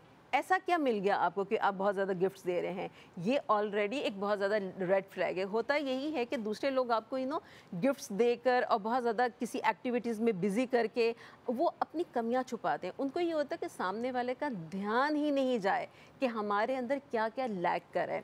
एक ये चीज़ होती है, लोग गिफ्ट्स देते हैं, दूसरे मेरे पास जो केसेस आते हैं उसमें मैंने ये भी बहुत कॉमन देखा है कि बहुत जल्दी करेंगे शादी की, जल्दी कर दें, वीज़ा लगवाना है, डॉक्यूमेंट। अच्छा, फिर एक चीज़ और भी, लड़की वाले कहते हैं कि जी अभी तो हम इस कंडीशन में नहीं है, तो फिर कहेंगे उनको ट्रैप करने के लिए, इंगेज करने के लिए कहेंगे कि अच्छा फिर निकाह कर लेते हैं ताकि डॉक्यूमेंटेशन हो जाए। ये तो इतना कॉमन है ट्रैप करने के लिए कि डॉक्यूमेंटेशन हो जाए। अच्छा, अब जब डॉक्यूमेंटेशन के लिए वो कर लिया तो एक नया अंदर में एक डिज़ायर आएगी। मैं लालच नहीं कहूँगी क्योंकि पेरेंट्स को लालच नहीं होता, उनके अंदर ख्वाहिशें होती हैं औलाद के लिए। तो उनको होता है कि देखा अब तो डॉक्यूमेंट्स बन रहे, अब तो बाहर जाएगी, वो नए ख्वाब बुनना शुरू कर देते हैं। तो जब आप देखें ना कि कोई आउट ऑफ द वे जाकर कुछ कर रहा है, जिसके लिए एक सिंपल सी चीज़ आपने अपने आप में देखना है कि आप कुछ करते हुए अनकंफर्टेबल फील कर रहे हैं, सामने वाले की कोई ऐसी ख्वाहिश पूरी करते हुए आप अनकंफर्टेबल फील कर रहे हैं, आप अपने आप से क्वेश्चन करें, यानी आपकी गट फीलिंग। एग्जैक्टली आपको देखिए, इंसान जो है ना, इवन बहुत सारे लोग ऐसे भी मैंने देखे हैं जो यकीन करें तालीम याफ्ता नहीं है, ज़्यादा एक्सपोज भी नहीं है दुनिया की तरफ, लेकिन उनके अंदर कॉन्शियसली एक्टिवली सोचने की सलाहियत है, वो सोचते हैं। क्योंकि देखिए, जब पुराने वक्तों में जो हम कोई ऐसी खवातीन होती थी जो कि पढ़ी लिखी नहीं होती थी, लेकिन सारे फैसले लेने के लिए लोग उनसे मशवरे करते थे, उनकी समझदारी होती थी वो। बिल्कुल। एक और बात कि जब कोई ऐसे डिक्टेट कराए ना आपको कि ये कर लें, डेट जल्दी कर दें, मंगनी नहीं निकाह कर दें, फलाना नहीं फलाना कर दें, टू मच डिक्टेशन, और आप कह रहे हैं कि नहीं, मेरा ख्याल है कि मंगनी कर लेते हैं क्योंकि अभी बच्चों को एक दूसरे को जानने का मौका मिले, हमें एज फैमिलीज एक दूसरे को, और मंगनियाँ इस लिहाज से बड़ी कमाल, और 6 महीने कम अज़ कम होनी ही चाहिए मंगनी। सो अगर कोई ऐसे लोग हैं जो कि पुशी हैं और कहते हैं कि नहीं, और आपकी नहीं सुन रहे और हर बात में अपनी चला रहे हैं, that also is a red flag. Yes, क्योंकि ऐसे में एक बात तो आपकी माने, क्योंकि बेसिकली तो ये होता है, हम आहंगी होती है। आप बताएं क्या करना चाहिए। हमेशा ये होता है जब जो एक जैसी फैमिलीज होती है वो कहते हैं आप लोग क्या कहते हैं बताएं, ये डेट रख लें, आप कंफर्टेबल हैं इससे। अगर आप ये कहेंगे यही रखें, हमारे रिश्तेदारों ने तो आना है, हमें जल्दी है, पेपर्स बनाने हैं। वो जो तुम पुराने लोगों की बात करी हो ना, वो जो खवातीन जिनको हम कहते हैं बहुत घरों में बैठी हुई खवातीन, लेकिन उनकी अक्ल और सिक्स सेंस और वो सब जो थी कमाल थी, वो ये उनको पता था कि हम लड़की वाले हैं, सो लड़की वाले तय करेंगे क्या होना है बहुत सारे मामलों में, क्योंकि हम बेटी दे रहे हैं, हाँ। हम अपनी बहुत कीमती और चीज़ एक दे रहे मिडिल हैं। ग्राउंड लेना, ऐसा नहीं कि वो ऑलरेडी एक एजेंडा के साथ आ रहे हैं, आपको प्रेशराइज करते हैं। बिल्कुल बिल्कुल। मेरे साथ देखिए, अब ये ऑब्वियसली ये माँ थी, इनका एक एक्सपीरियंस है। दुनिया में क्या क्या हो रहा है आप सोच नहीं सकते। हम एक कूजे में बंद होते हैं। मैं जब शो नहीं करती थी, मैं कोई और निदा थी, मुझे तो पता नहीं था दुनिया का, और मैं अपने एक होल में रह रही थी। जब मैंने शो करना शुरू किया और अलग अलग किस्म के लोगों से मिली, उनकी बातें सुनी दुनिया के बारे में, तो मेरा लाइफ को लेकर परसेप्शन चेंज हो गया। मतलब मैं जितनी मैच्योर इस शो को करने में हुई हूँ, मैं और किसी चीज़ की वजह से नहीं हुई। सो यहाँ इस प्लेटफॉर्म से आपको पता चलेगा कि दुनिया में क्या क्या हो रहा है। ये मेरे पास बैठी हुई हैं, क्या नाम है आपका? तबस्सुम। तबस्सुम। तबस्सुम अपनी आप बीती हमसे शेयर करेंगी, और शायद ये बात ऐसी है कि वो शायद खुलकर भी नहीं बता पाएंगी। तो मैं इनको कुछ सपोर्ट करूँगी, हेल्प करूँगी बताने में, क्योंकि बहुत सारी ऐसी बातें जो हम सेंसर पॉलिसी की वजह से खुल के नहीं कर सकते ऑन स्क्रीन, मगर आपको बताना ज़रूरी है कि क्योंकि ये भी होता है। प्लीज़ तबस्सुम। जी, मेरी अभी कुछ दिनों पहले शादी हुई थी, ठीक है। तो मैं कराची में थी, मेरा हस्बैंड दुबई में था, ठीक अच्छा। है। तो आपकी अपनी पसंद की थी या अरेंज नहीं थी? अरेंज, मुझे तो पता भी नहीं था वो है कौन। अच्छा। तो वो कह रही थी बहुत अच्छा है लड़का, पैसे रिश्ता वाला। कराने वाली थी, जी उन्होंने जी, उन्होंने करवाए थे? करवाया। वो कह रहे वो बहुत अच्छा है, पैसे वाला है, हाँ। खुश रखेगा तुम्हें, ये वो वाला वाला। तो आपको पता है दुबई में तो हम तो ज़्यादा छानबीन भी नहीं कर सकते थे। हाँ। तो मेरे घर वालों ने फोर्स किया, चलो कर लो, अच्छा है, खुश रहोगी, हर किसी का ख्वाब होता है ना। तो मैंने कहा आप लोग की मर्ज़ी है। फिर सब ये भी बोले थे चलो उम्र भी होती जा रही है, करवा देते। फिर ऑनलाइन निकाह हुआ मेरा, तो 2 दिन में ही मुझे बुला लिया उसने। तो 2 दिन बाद मैं गई, तो अच्छी लाइफ चल रही थी। तो फिर अचानक से मुझे ये पता चला कि वो ऑलरेडी वो शादीशुदा है। शादीशुदा है? जी जी। और आपसे दूसरी शादी है या पता नहीं कौन सी वाली शादी? सेकंड मैरिज है। अच्छा। वो पहले से शादीशुदा था। तो मोबाइल में मैंने उसका मैसेज पढ़ लिया था, उसकी वाइफ का। तो 2 महीने तक तो हम खुश थे बहुत। हाँ। जब मैंने वो फिर पता चला तो मुझे बोल रहे तुम किसी को नहीं बताओगी, सही है, वरना मैं अपना हाथ काट लूँगा। छुरी उठा लेता था, साइको टाइप का था। किसी को क्या नहीं बताओगी कि मैं पहले से शादीशुदा हूँ, अपने घर वालों को। तो मैंने कहा अच्छा नहीं बताऊँगी, आप नहीं करो। जाहिर सी बात है, छुरी देख के तो हर कोई बोलेगा ना। हाँ। तो मैं डर गई थी। तो ऐसा हुआ। तो फिर एक दफ़ा मैं बाहर गई मॉल गई। तो वो वॉशरूम गया, तो एक लड़का आया मेरे पास, बोला मैम जो आपके साथ थे ये कौन है? फिर मैं डर गई। मैंने कहा क्यों? मेरा हस्बैंड है। बोल रहे ये सही बंदा नहीं है, इसके साथ हर दफ़ा कोई नई लड़की होती है। मैंने कहा ऐसा कैसे हो सकता है, तुम झूठ बोल रहे हो। फिर सोचने लग गई। मैंने कहा हाँ, जब मेरी शादी हुई थी नई तो अलग अलग लड़के आते थे घर में। तो बोलता था बैठो बैठो, मैं शर्माती थी, मैं क्यों बैठूं? बोलता नहीं बैठो, इनके साथ बातें करो, मेरे फ्रेंड है, अच्छे फ्रेंड है। तो उसने ऐसी एक बात बोली कि मैं ऑन स्क्रीन नहीं बता सकती। उसकी सोच इतनी गंदी थी। तो उसने मुझे बोला कि अदला बदली का। Oh my God. मैंने कहा नेवर, मैं ये नहीं कर सकती। बोले फिर वो मुझे देख रहा था मैं राज़ी होती हूँ कि नहीं। तो मैं तो फिर शाउट हो गई। मैंने बोला नहीं ये कैसे हो सकता है यार। तो वो बोले नहीं मैं जस्ट मजाक कर रहा था। तो जब उस बंदे ने मुझे बोला तो मैं शॉक हो गई। मैंने कहा तो फिर ये तो सही कह रहा है ना। तो फिर इसने मेरा पासवर्ड वगैरह छुपा दिया था। अच्छा। हाँ। तो फिर मैंने एक दिन सो रहा था, तो मैंने चेक किया पासपोर्ट वगैरह अपना कहाँ है, किस तरह। फिर मैंने पैसे इसके पड़े थे इधर उधर, सारा मैंने अरेंज करके फिर मैं टिकट करके मैं जान छुड़ा के आई हूँ। मगर अभी कितने महीने आप उनके निकाह में रही? मैं वहाँ पर तो मैं 2 महीने रही हूँ, मगर मुझे 1.5 साल हो गए शादी को। तो अभी भी आप उनके निकाह में हूँ, पर वो डिवोर्स नहीं दे रहे मुझे। तो खुला लो आप, खुला नहीं ले सकती? खुला तो ले सकती हूँ। इतनी बड़ी बात है कि जब उन्होंने आपको इस तरह लाइक उकसाया, और भी बहुत सारी ऐसी चीज़ें जो कि ऑन स्क्रीन नहीं बता पा रही। और आई डोंट नो, पता नहीं मैं बता सकती हूँ कि नहीं। लाइक इस वक्त इतनी ज़्यादा दिमाग लोगों के गंदे हो चुके हैं इस चीज़ों में कि वो गलत रिक्वायरमेंट्स जो हैं वो आपकी बीवी भी है, लेकिन फिर भी आप उससे वो डिमांड्स नहीं कर सकते जो आप वो या उसका मज़हब उसको इजाज़त नहीं देता, और अगर आपसे कोई ऐसी डिमांड्स करे तो क्या करना चाहिए, किसके पास जाना चाहिए? मगर वो यही कहता है नहीं मुझे माफ़ कर दो, मैं अब सुधर गया हूँ, मैं नहीं करूँ। मैंने कहा कैसे मैं माफ़ कर दूँ? बोला नहीं देखो मैं आ रहा हूँ पाकिस्तान, तुम डिवोर्स नहीं लो, वो खुला नहीं लो। पहले तो झूठ उसने आपसे बोला कि वो ऑलरेडी मैरिड था, फिर सेकेंडली मतलब लाइक कैरेक्टर वाइज आपको ख़राब करने की कोशिश की कि तो वो तो मैं अब उसका बैकग्राउंड पता किया जब आप उसके साथ थी या जब आपको शक होने शुरू हुए थे? जी तो क्या बैकग्राउंड था? बैकग्राउंड तो सही था पर जॉब सही थी उसकी? कोई नहीं, वो जो अगर बहुत सारी लड़कियां बीच में बहुत गंदा था तो कोई कारोबार तो था ना, इसका मतलब है उसका एक उसका बिजनेस था। ये दुबई में ये ऑप्शन के काम करता था, गाड़ियाँ जैसे सेल आउट करना, अच्छा कारोबार बिजनेस था उसका। पर उसका यहाँ पर भी मुझे पता चला ये अच्छा नहीं था जब भी इसको बाहर भेज दिया इसके घर वालों ने। कि बीवी से भी लड़ाई, बीवी के होते हुए भी किसी और से। पाकिस्तान में थी? जी पाकिस्तान में। वो आप बीवी से कभी मिली आप जाकर? मैं नहीं मिली क्योंकि इसने अभी तक किसी का नंबर नहीं दिया, ना किसी से मिलवाया। बस मुझे किसी के थ्रू फैमिली से नहीं मिलवाया? नहीं, मैंने वो भी टिकटॉक से, उसका कोई कज़न था उससे मैंने जैसे ना ढूंढा, फिर पता चला भाई ये तो इसका यहाँ पर भी अच्छा नहीं था ना जब इसके घर वालों ने वहाँ भेज दिया। बीवी के होते हुए अफेयर चलाता था। लेकिन आपने ये कितनी समझदार हैं कि इन्होंने अपना पासपोर्ट लिया, पैसे भी उसी के लिए कि टिकट कराया और वापस आ गई, वरना ये फंसी रहती। आप 20s की तो नहीं, आप मैच्योर एज की लग रही हैं। तभी इन्होंने ये फैसला किया कि ये दुबई से इधर आ गए ना। ये यंग, वो वाली यंग नहीं थी, थोड़ी मैच्योर एज की थी, तो ये वो फैसला ले सकी। अगर कोई यंग लड़की होती 20 साल की या और छोटी होती तो पता नहीं वो ये कर पाती। ये एस्केप जो इन्होंने किया और ये अब सेफ हैं।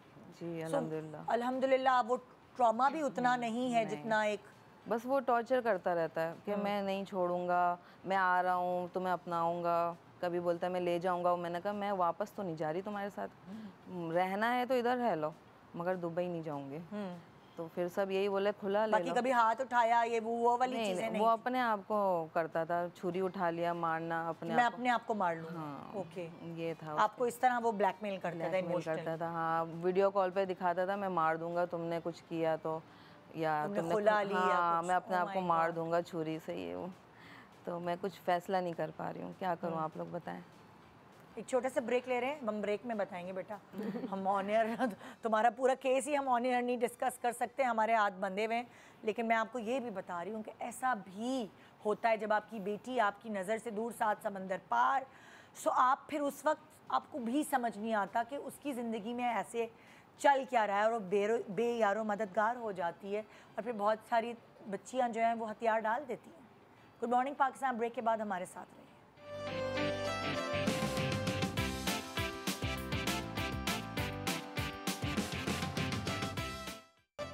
Welcome back. Good morning Pakistan. अभी आपने पिछला जो केस देखा, हम उस पर डिस्कशन करना चाहेंगे कि वो उनकी शादी, उनकी उम्र बढ़ रही थी तो उनकी डेस्परेटली शादी कर दी गई कि अच्छा जी दुबई से रिश्ता आया है और वेल सेटल्ड है तो अच्छी ज़िंदगी होगी, अच्छे पैसे कमाता है, और फिर वहाँ जाके उन्होंने जो एक्सपीरियंस किया वो चीज़ें आप इंक्वायरी से भी शायद बहुत मुश्किलों से पता लगा पाएँ, जो कि उन्होंने 2 महीने एक्सपीरियंस किया। मगर क्योंकि वो इतनी समझदार थी एज की वजह से, उन्होंने थोड़ी दुनिया भी देखी भी थी शायद कि भाई अब जॉब करने से आपको अलग अलग लोगों के साथ बैठने से अंदाज़ा हो जाता है, तो उन्होंने एस्केप किस तरह उस 2 महीने में अपने आप को ट्रॉमेटाइज़ किए बगैर जान बचा के वो निकल पड़ी।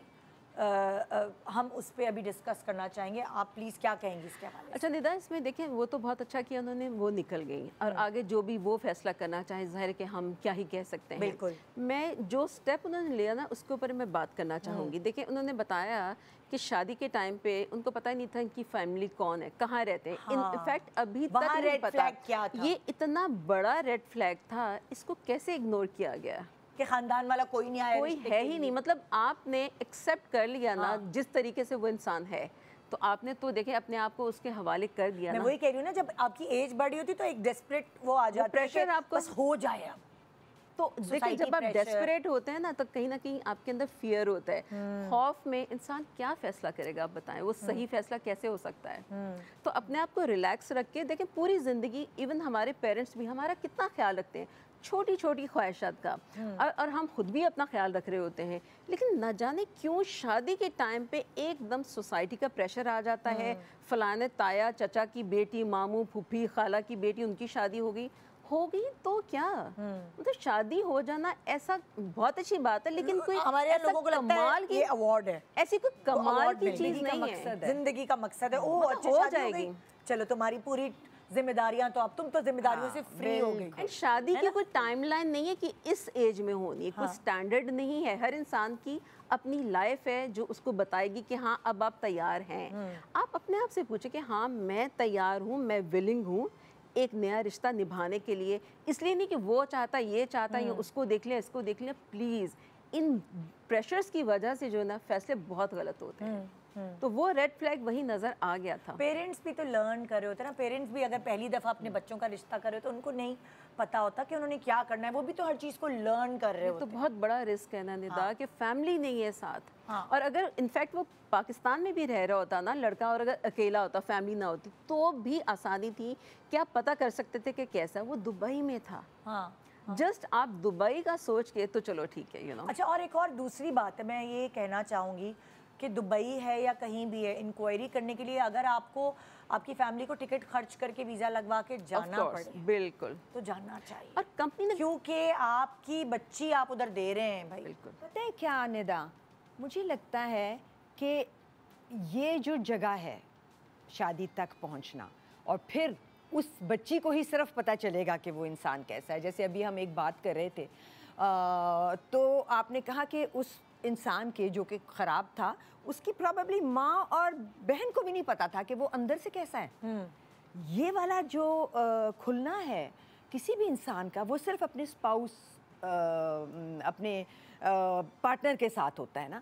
सो बजाय ये बात करने के कि वहाँ तक पहुँचने के लिए, और हाँ खैर हम ये बात भी करेंगे कि वहाँ तक पहुँचने के लिए कौन कौन से प्रिकॉशंस लेने हैं, जैसे हम कर रहे हैं कि कौन रेड फ्लैग्स को देखना है, उससे ज़्यादा ज़रूरी है कि उसके बाद हम अपनी बच्चियों को और अपने दिमागों को और अपनी सोसाइटी को एट लार्ज ये बताएं कि ये ज़िंदगी का मकसद नहीं है। अगर वो जा रही है शादी करके और वो आदमी ठीक ना निकला, जो कि एक प्रोबेबिलिटी है, तो आप वापस आओगी। आप उससे पहले भी जब हम बच्चियों को भेजते हैं किसी भी रिलेशनशिप में, शादी में डालने से पहले उन्हें अपने पैरों पे खड़ा करने की ज़रूरत है, और फिर जब वो चली जाएं तो उनको ये बताने की ज़रूरत है कि कुछ भी गलत लगा फ़ौरन बताना, बात करने की ज़रूरत है।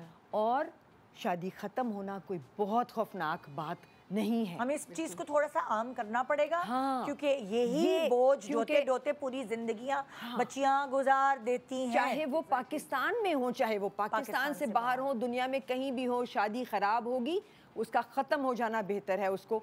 हमने देखा है कि लोगों ने 16-16 और 32-32 साल शादियां चलाई हैं सिर्फ सोसाइटी के प्रेशर में।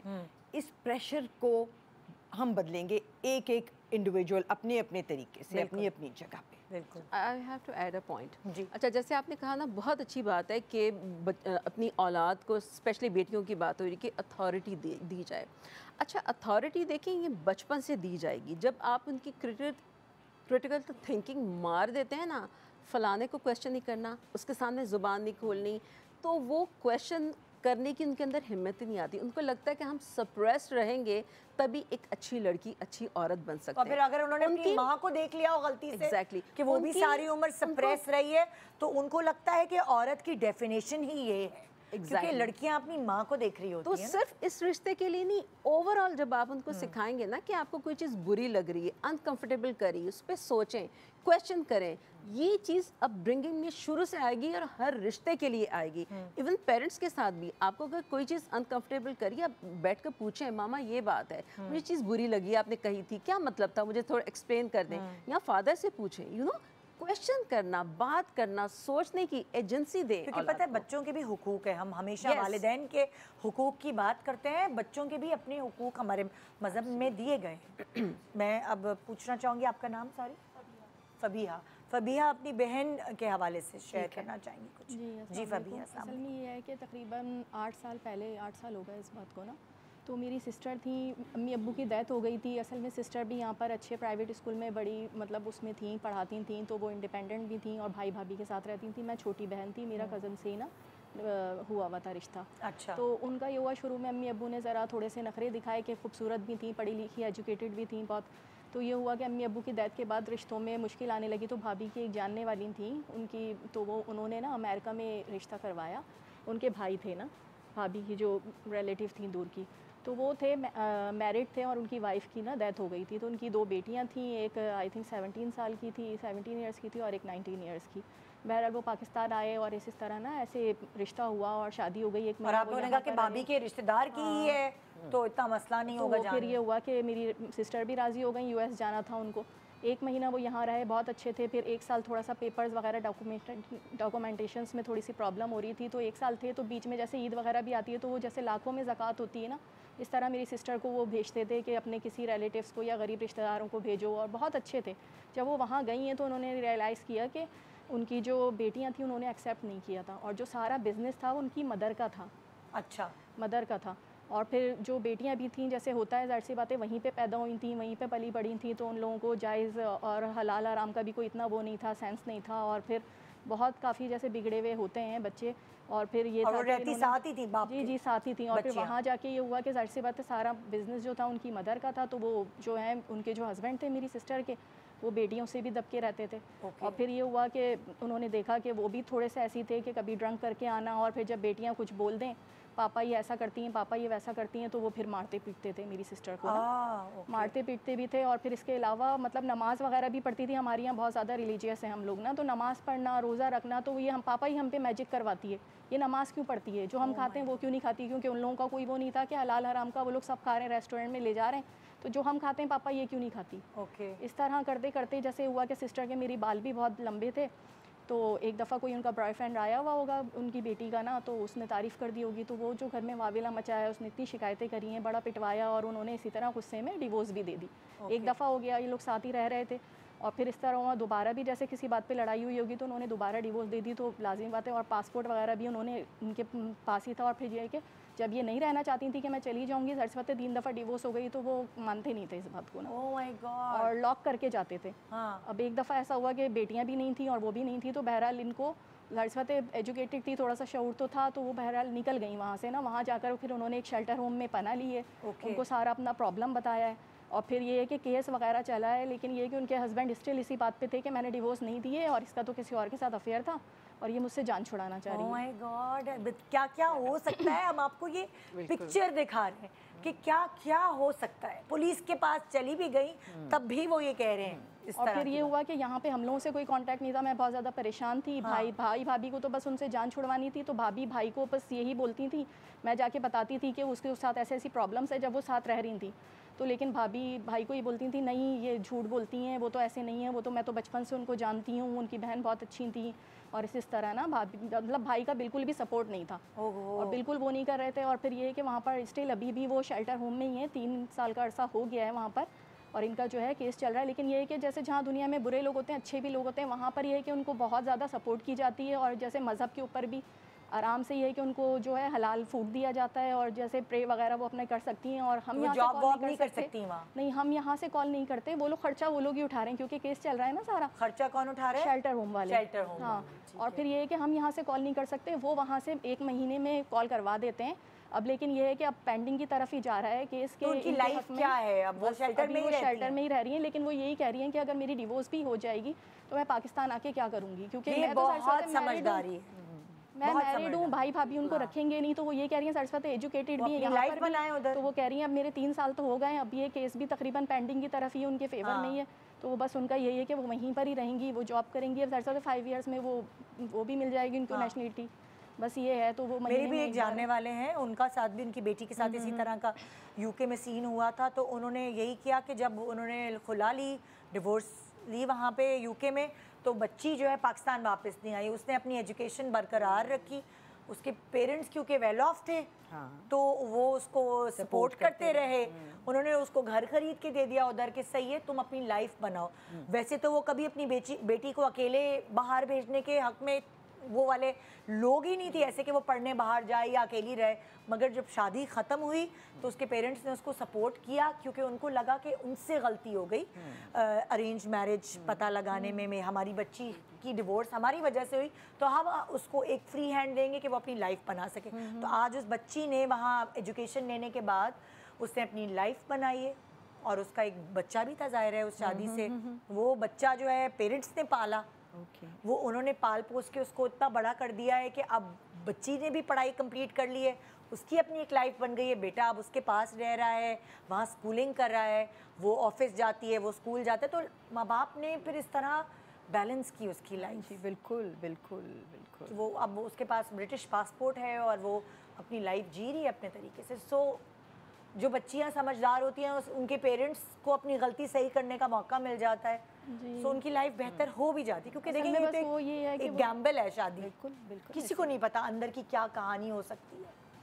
बस ये है कि क्योंकि भाभी भी साइड से पता है अगर वो पाकिस्तान आ भी जाएंगी तो मैं तो अपने घर की हूँ और भाभी उनको रखेंगी नहीं, तो नहीं वो देखो किस लिए भाभी आए? को भी Parents नहीं ही पता नहीं होगा कि अंदर से कहानियाँ क्या चल रही जी हैं। जी ये इतनी पर्सनल चीज़ है, बाहर कुछ कभी कभार लोग इतने अच्छे लगते हैं आपको कि ये तो इतने अच्छे लोग हैं, ऐसा हो ही कैसे सकता है, ये तो अंदर जब रहते हैं साथ तो पता चलती है। आई थिंक वो बच्ची अक्लमंद है इस लिहाज से कि उसने सही डिसीजन जी, लिया है, माशाल्लाह यहाँ पर भी जॉब करती थी ना, take up a job, Yes. Make her own life, क्योंकि वो माशरा फिर भी इस लिहाज से बहुत कमाल माशरा है कि वो एक्सेप्ट कर लेता सही है। और गलत को बिल्कुल वो सही shelter home तरीके वाले से वो बहुत डील। सपोर्ट कर रहे हैं इनको। हाँ रिजेक्ट नहीं करते हैं हाँ। डिवोर्सी होने पे। हाँ, बिल्कुल। और उसने रिस्पॉन्सिबिलिटी ले ली अपनी लाइफ की कि अब मैं बनाऊंगी ना। बिल्कुल सही और किसी भी टाइम पे आप नया स्टार्ट ले सकते हैं, कोई गलती हुई या गलती नहीं भी हुई, हादसाती तौर पे हो गया, ठीक है, हाँ। एक्सेप्ट द फैक्ट कि ये हुआ है। हाँ।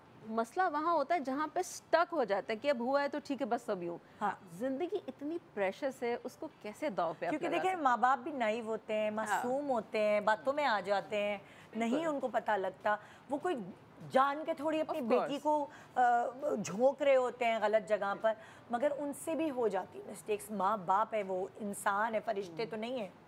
सो हमें ये भी उनको थोड़ा बिल्कुल देना चाहिए क्योंकि बहुत सारी बच्चियां कहती हैं आपने हमारी ज़िंदगी बर्बाद की, हाँ, बट आपकी वजह से ऐसा ऑन हुआ। कर जाना चाहिए, ब्लेम करना, पास्ट में रह जाना, सल्क करते रहना, किसी और पे डाल देना जिम्मेदारी, उससे बिल्कुल। पेरेंट्स को भी ना उन गलतियों के लिए माफ कर दें जो उनको अवेयरनेस ही नहीं थी, बिल्कुल। उनको पता ही नहीं था, ये समझ लें आप, उनको नहीं पता था, उन्होंने अपना बेस्ट किया आपके लिए। बिल्कुल। एक छोटा सा ब्रेक ले रहे हैं, ब्रेक के बाद देखते रहिए गुड मॉर्निंग पाकिस्तान।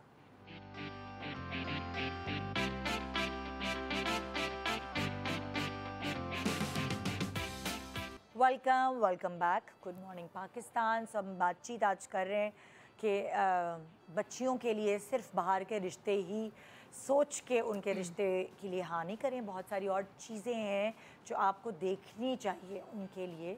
अगर आप, हमारे यहाँ ज़्यादातर लोग अरेंज मैरिजेस पे रिलाई करते हैं, बहुत सारी दफ़ा तो लव मैरिजेस में भी आपको ट्रैप किया जाता है, बहुत सारी। हाँ, एक और बात मेरा ख्याल है अब हमें सोचने की ज़रूरत है कि क्यों हम लव मैरिजेस के ख़िलाफ़ हैं एज अ सोसाइटी। एग्जैक्टली। इतने ज़्यादा अगर बच्चों को रिस्पॉन्सिबिलिटी दे ही दी जाए और अपनी मैं तो बड़ी खुश हूँ इस ज़माने से, है ना, और अपनी रिस्पॉन्सिबिलिटी कम कर ली जाए तो शायद बच्चे ज़्यादा विजिलेंट हो जाएं, बच्चे ज़्यादा देखभाल के असेस करके पसंद करें किसी को, और उसके शादी के बाद भी अपनी रिस्पॉन्सिबिलिटी पे ही अगर ख़त्म करनी है या चलानी है तो अपनी रिस्पॉन्सिबिलिटी पे करें। बिल्कुल। तो ये भी एक सोच को थोड़ा सा बदलने की ज़रूरत वो है। तभी होगा जब आप अपने बच्चों को पढ़ाएंगे, लिखाएंगे, उनको अपने पैरों पे खड़ा करेंगे। तो जब दुनिया देखेंगे तो उनको सिलेक्शन में थोड़ी इतनी मुश्किल नहीं होगी। जो बच्चे पेरेंट्स भरोसा नहीं करते बच्चियों पर कि ये सही कैसे ढूंढेंगी, इनको क्या पता, ये बहुत मासूम है, इनको नहीं पता, ये नहीं ढूंढ सकती, ये गलत फैसले कर लेंगी।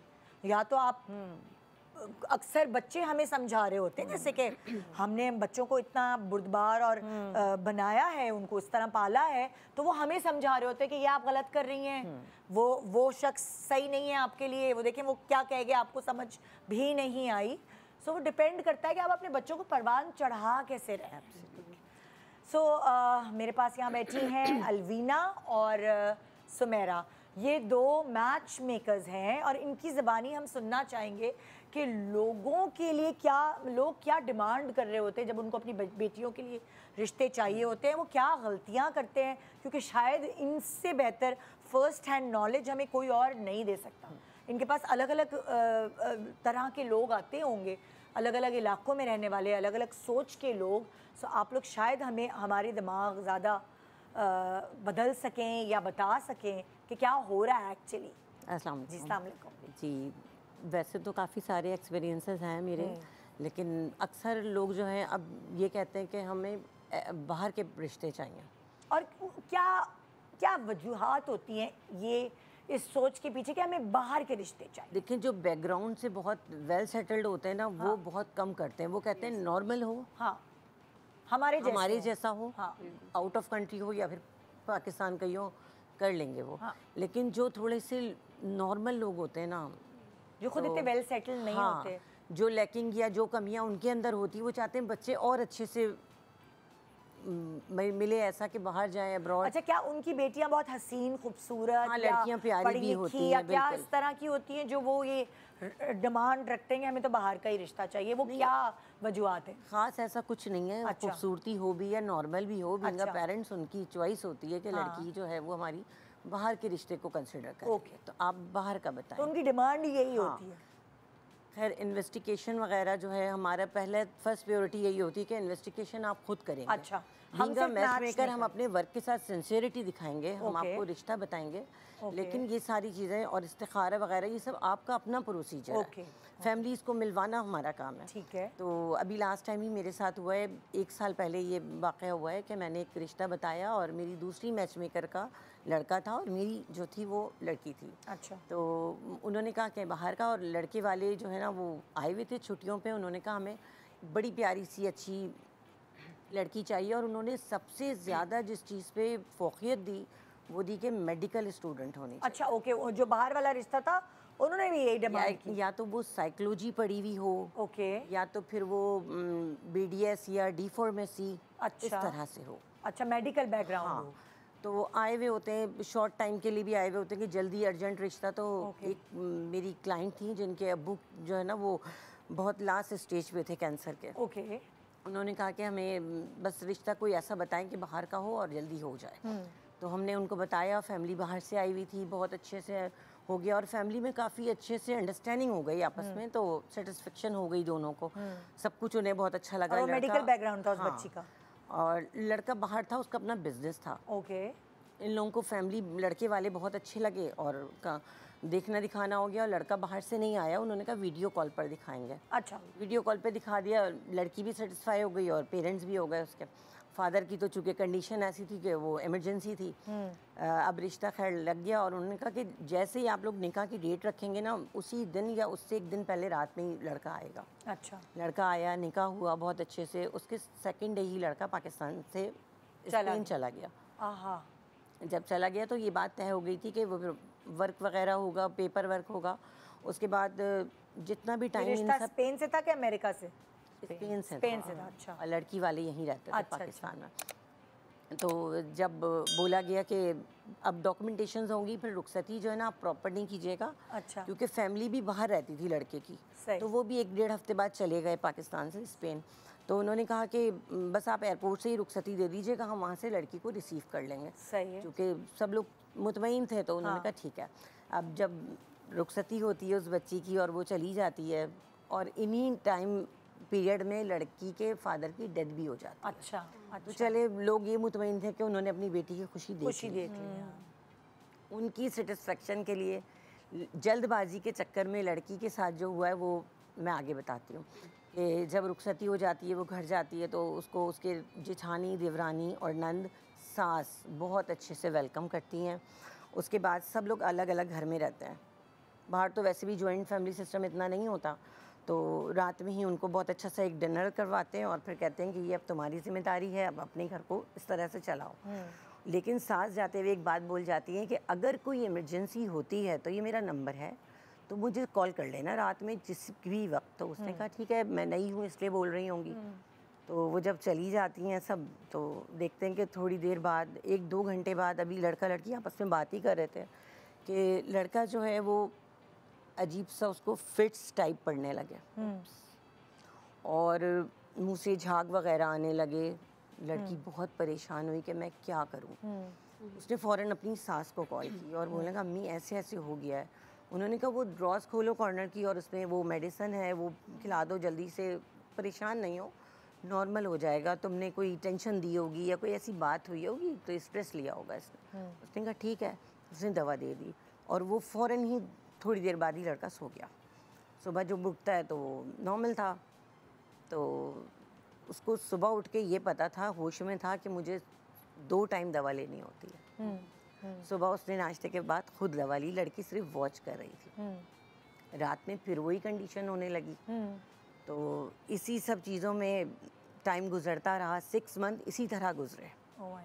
अब यहाँ पर लड़की की जो मदर है वो परेशान हो रही है कि मेरी बेटी, होता है लड़कियाँ जब जाती हैं तो एक रिसेप्शन होता है और हमारी फैमिली नहीं है बट उनके फैमिली फ्रेंड्स होते हैं, कुछ होता है, एक रिसेप्शन होता है, तो स्टेटस लगता है। ये पिक्चर वो हमारी फैमिली ग्रुप में सेंड करती, तो उसको कॉल करती तो कहती नहीं मामा ठीक हूँ, वो थोड़ा सा बस बिज़ी रहती हूँ, अभी नई नई शिफ्ट हुई हूँ, घर के काम वाम है, इस तरह वो करती हैं। लेकिन वो चूँकि माँ थी, उसकी छठी हिट्स काम कर गई। इतने में ही कुदरत की तरफ से लड़की के जो मामू हैं उनका स्पेन में ट्रांसफ़र हो गया। तो माँ ने कहा तो तुम स्पेन जा रहे हो ना, तो ये मेरी बेटी का नंबर, इसको कांटेक्ट करना, इसको देखना, फिर मुझे बताना ना, और मुझे वीडियो कॉल पे मेरी बेटी ज़रूर दिखाना। मैंने 6 महीने से नहीं देखी और फाइनेंशियली भी इतनी अच्छी नहीं थी वो कि वो जा सकती वहाँ पर। तो जब मामू ने उस बच्ची को कॉल करते तो वो अननोन नंबर समझ के रिसीव नहीं करती। फिर उन्होंने मैसेज करना स्टार्ट किया कि बेटा मैं तुम्हारा मामू हूँ, मुझसे कांटेक्ट करो, बात करो।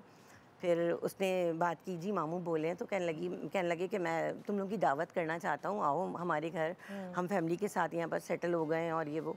ठीक है मामू आऊँगी, मैं इनसे टाइम ले लूँ, ये वो तो किसी और अजियत का सामना कर रही थी। Oh my God. और उसने कहा बच्चे लिए बताया नहीं होगा कि मैं अपने उसके बाबा की तो रिसेंटली डेथ हुई थी और माँ जो है वो वैसी हार्ट पेशेंट थी, तो वो थोड़ी डरी हुई थी। Oh my God. तो वो नहीं बता पाई। लेकिन उसके मामू ने ना फिर कुछ समझा कि ये इतना डिले कर रही है, ऐसे होते होते 8-9 महीने गुजर गए। तो उन्होंने फिर लोकेशन सर्च करके ना नंबर के थ्रू, और वो घर पहुँच गए। और वो पहुँचे जिस वक्त, तो वो लड़का बहुत ही बुरी कंडीशन में, वही फिट्स, झाग, ये वो सब हो रहे थे। तो पता चला कि उनकी मदर ने मेडिकल लाइन की लड़की ही इसीलिए सजेस्ट की थी वो नर्स बन के सारी जिंदगी लुक आफ्टर करे। और उसके बाद वो जब भी बोलती है अपनी सास को, अम्मी आप आ जाएं, थोड़ा सा मुझे प्रॉब्लम हो रही है चीज़ों में, ये वो, अब तुम्हें दे दिया, अब तुम्हारी जिम्मेदारी है। हम तो मेडिकल लाए ही इसीलिए थे कि तुम बेहतर तरीके से उसको देख सको। तो जब मामू ने सारी चीज़ें देखी और सब चीज़, फिर वो 1-2 दफ़ा फिर क्रॉस चेक करने लगे उसको। फिर बच्ची से अकेले में पूछा, कहने लगी बाबा की डेथ अभी रिसेंटली हुई है, उन्होंने मेरी खुशी देखी, मैंने भी कुछ नहीं बोला, शादी के लिए हाँ कर दी थी, अभी अम्मी की भी तबीयत ख़राब है, मैं कैसे बोलूँ। तो उनके मामू ने कहा तुम कोई टेंशन नहीं लो, मैं इतना इस्टेब्लिश हूँ कि मैं तुम्हें सही से वो कर दूँगा। और चूँकि वो लड़की अच्छी पढ़ी लिखी थी और थोड़ा सा मेडिकल लाइन जानती थी, तो उसने, वो बहुत स्ट्रॉन्ग थी, हिम्मत करती थी, वरना वो फ़ौरन बोल देती अपनी मदर को। उसने अपने मामू से बोला, मामू ने कहा तुम क्या चाहती हो, तो उसने कहा मैंने नहीं रहना, अब कुछ है ही नहीं इनके अंदर, ऐसी फिट्स की ज़िंदगी है, डे बाय डे ये डाउन हो रहे हैं, ये अप नहीं हो रहे हैं। तो उन्होंने कहा ठीक है। फिर उन्होंने वहाँ की लॉ को फॉलो किया और सब कुछ करके उसको डिवोर्स किया। लेकिन माशाल्लाह माशाल्लाह आजकल के दौर की बच्ची, और वो एजुकेशन उसके इतने काम आई कि उसने अपनी मदर को कुछ नहीं बताया, और उसने उस बात को अब 1 साल हो गए। और वो अब जब पाकिस्तान आई तो जो लॉ के केस वेस में जिस लड़के ने, उनके मामू के ऑफिस का ही वो बंदा था जिसने इस केस को सॉर्ट आउट किया था, उस बंदे ही, वो अनमैरिड था, उसने इस बच्ची से शादी की। और फिर जब वो पाकिस्तान आई तो फिर उसने अपनी माँ को ये सारी चीज़ें बताई कि मेरे साथ ये हुआ था। लेकिन उसकी मदर को बहुत प्राउड फील हुआ कि एक तो एजुकेशन सारा उसने जो है खुद ही हैंडल कर लिया, खुद ही। और उसके मामू ने बहुत मेन रोल अदा किया। ये महरम रिश्ते बहुत खूबसूरत होते हैं और हमें इनका बहुत एहतराम करना चाहिए कि ये भाई बाप और ये मामू जो होते हैं ना, ये बहुत अच्छे रिश्ते होते हैं। आपको किसने बताया फिर ये पूरी कहानी, आपको किसने बताई? तो ये तो मेरी क्लाइंट थी ना, तो क्लाइंट थी ना, मगर अब ये तो अभी वो पाकिस्तान आई ना, अभी तो जब- उसने मुझे अब जब- सारी बात बताई बच्ची कि ने आंटी मेरे साथ ऐसा ऐसा हुआ था। मैंने कहा तुम तो बहुत ब्रेव हो। कहने लगी कि मुझे अच्छा लगेगा कि कभी कोई चीज़ हो तो आप ये जिक्र करें। तो अभी वो बच्ची सुन रही होगी मेरी बात कि बहुत प्राउडली उसने, मैं उसमें हम भी नाम तुम्हें नहीं ले कहना सकती। चाहेंगे best of luck in future. और तुमने बहुत इतना खुश है अच्छा वो डिसीजन माशाल्लाह लिया से। क्योंकि कोई गिल्टी होने की जरूरत नहीं थी। तुम्हें बताया नहीं गया कि तुम्हें एक माँ ने अपनी जिम्मेदारी तुम्हारे ऊपर सौंप एग्जैक्टली। दी और है। उसकी एक चीज़ मुझे बहुत अच्छी लगी कि उसने कहा पाकिस्तान जाऊंगी तो वहाँ पर ज़्यादा क्रॉस क्वेश्चन होते हैं, अल्लाह घर नहीं बसा पाई, इसी में कोई प्रॉब्लम होगी, दिमाग ज़्यादा होगा, मेडिकल स्टूडेंट है, क्योंकि वहाँ पर वो जॉब नहीं करने देता होगा, बहुत सारी कहने लगी क्वेश्चंस का सामना करना पड़ता। तो अल्लाह ने मेरी बहुत मदद की। तो माशाल्लाह से बिल्कुल बहुत दुआएं देती तो है आप भी अभी वो प्लीज, आप बच्ची क्योंकि के। जाहिर है अच्छा मेरा भी ऐसा ही एक केस था, अप्रोच का ही था ऑस्ट्रेलिया का। तो फैमिली में ही है ये। तो उनकी बेटी शादी होके गई। अच्छा वो लोग तो सऊदी अरब से आए नहीं, थे। आपका ऑस्ट्रेलिया में लड़का था। मेरा लड़का था ऑस्ट्रेलिया में। और जो फैमिली जो लड़की वाले आए हुए थे वो सऊदी अरब से थे। अच्छा, वो वहीं सऊदी अरब वहीं से। की बर्थ थी उसकी, लड़की वहीं पैदा हुई थी। अच्छा उनकी अम्मी की ये ख्वाहिश थी कि ऑस्ट्रेलिया में ही करनी उनकी है। किनकी? लड़की की वालदा की अच्छा। ये ख्वाहिश थी कि हमें अपनी बेटी की ऑस्ट्रेलिया का ही दिखाओ। अच्छा। हमारे कज़न वहाँ हैं तो हम वहीं करेंगे। अच्छा फिर ऑस्ट्रेलिया के मैंने उनको रिश्ते दिखाए। अच्छा वो उन रिश्तों में उनको एक ही रिश्ता समझ में आया, उन्होंने वहाँ कर दी। मतलब वो रिश्ता डन हो गया। यानी 15 डेज में ये होता है ना, लड़का आया हुआ है 15 दिन में आप दिखाएं। अच्छा। लड़के की वालदा कहती है कि बस अब हमारा बेटा आया हुआ, आप जल्दी दिखाएं, रिश्ता जल्दी डन होना चाहिए। तो इसी तरह मैंने, वो लड़की थी आई हुई, उनकी भी यही ख्वाहिश थी, तो हमने वो उनको मतलब ओके करवा दिया। अच्छा हुआ ये कि वो जो लड़का जो ऑस्ट्रेलिया से आया हुआ था वो पूरी फैमिली ही वहीं रहती थी, उनकी वालदा भी वहीं रहती थी। वो डिपेंड करता था अपनी फर्स्ट वाइफ पे ऑस्ट्रेलिया में। अच्छा। और वो ऑस्ट्रेलियन थी जो पहली बीवी थी? वो वहीं रहती थी, लोग वहीं की हाँ, थी ना, और उसने वो शादी करके लिया होगा ना? पैरालाइज थी, माजूर थी। यानी जो पहली वाइफ जो पहली वाइफ थी वो सब कुछ उनका था वहाँ ऑस्ट्रेलिया में। ठीक है।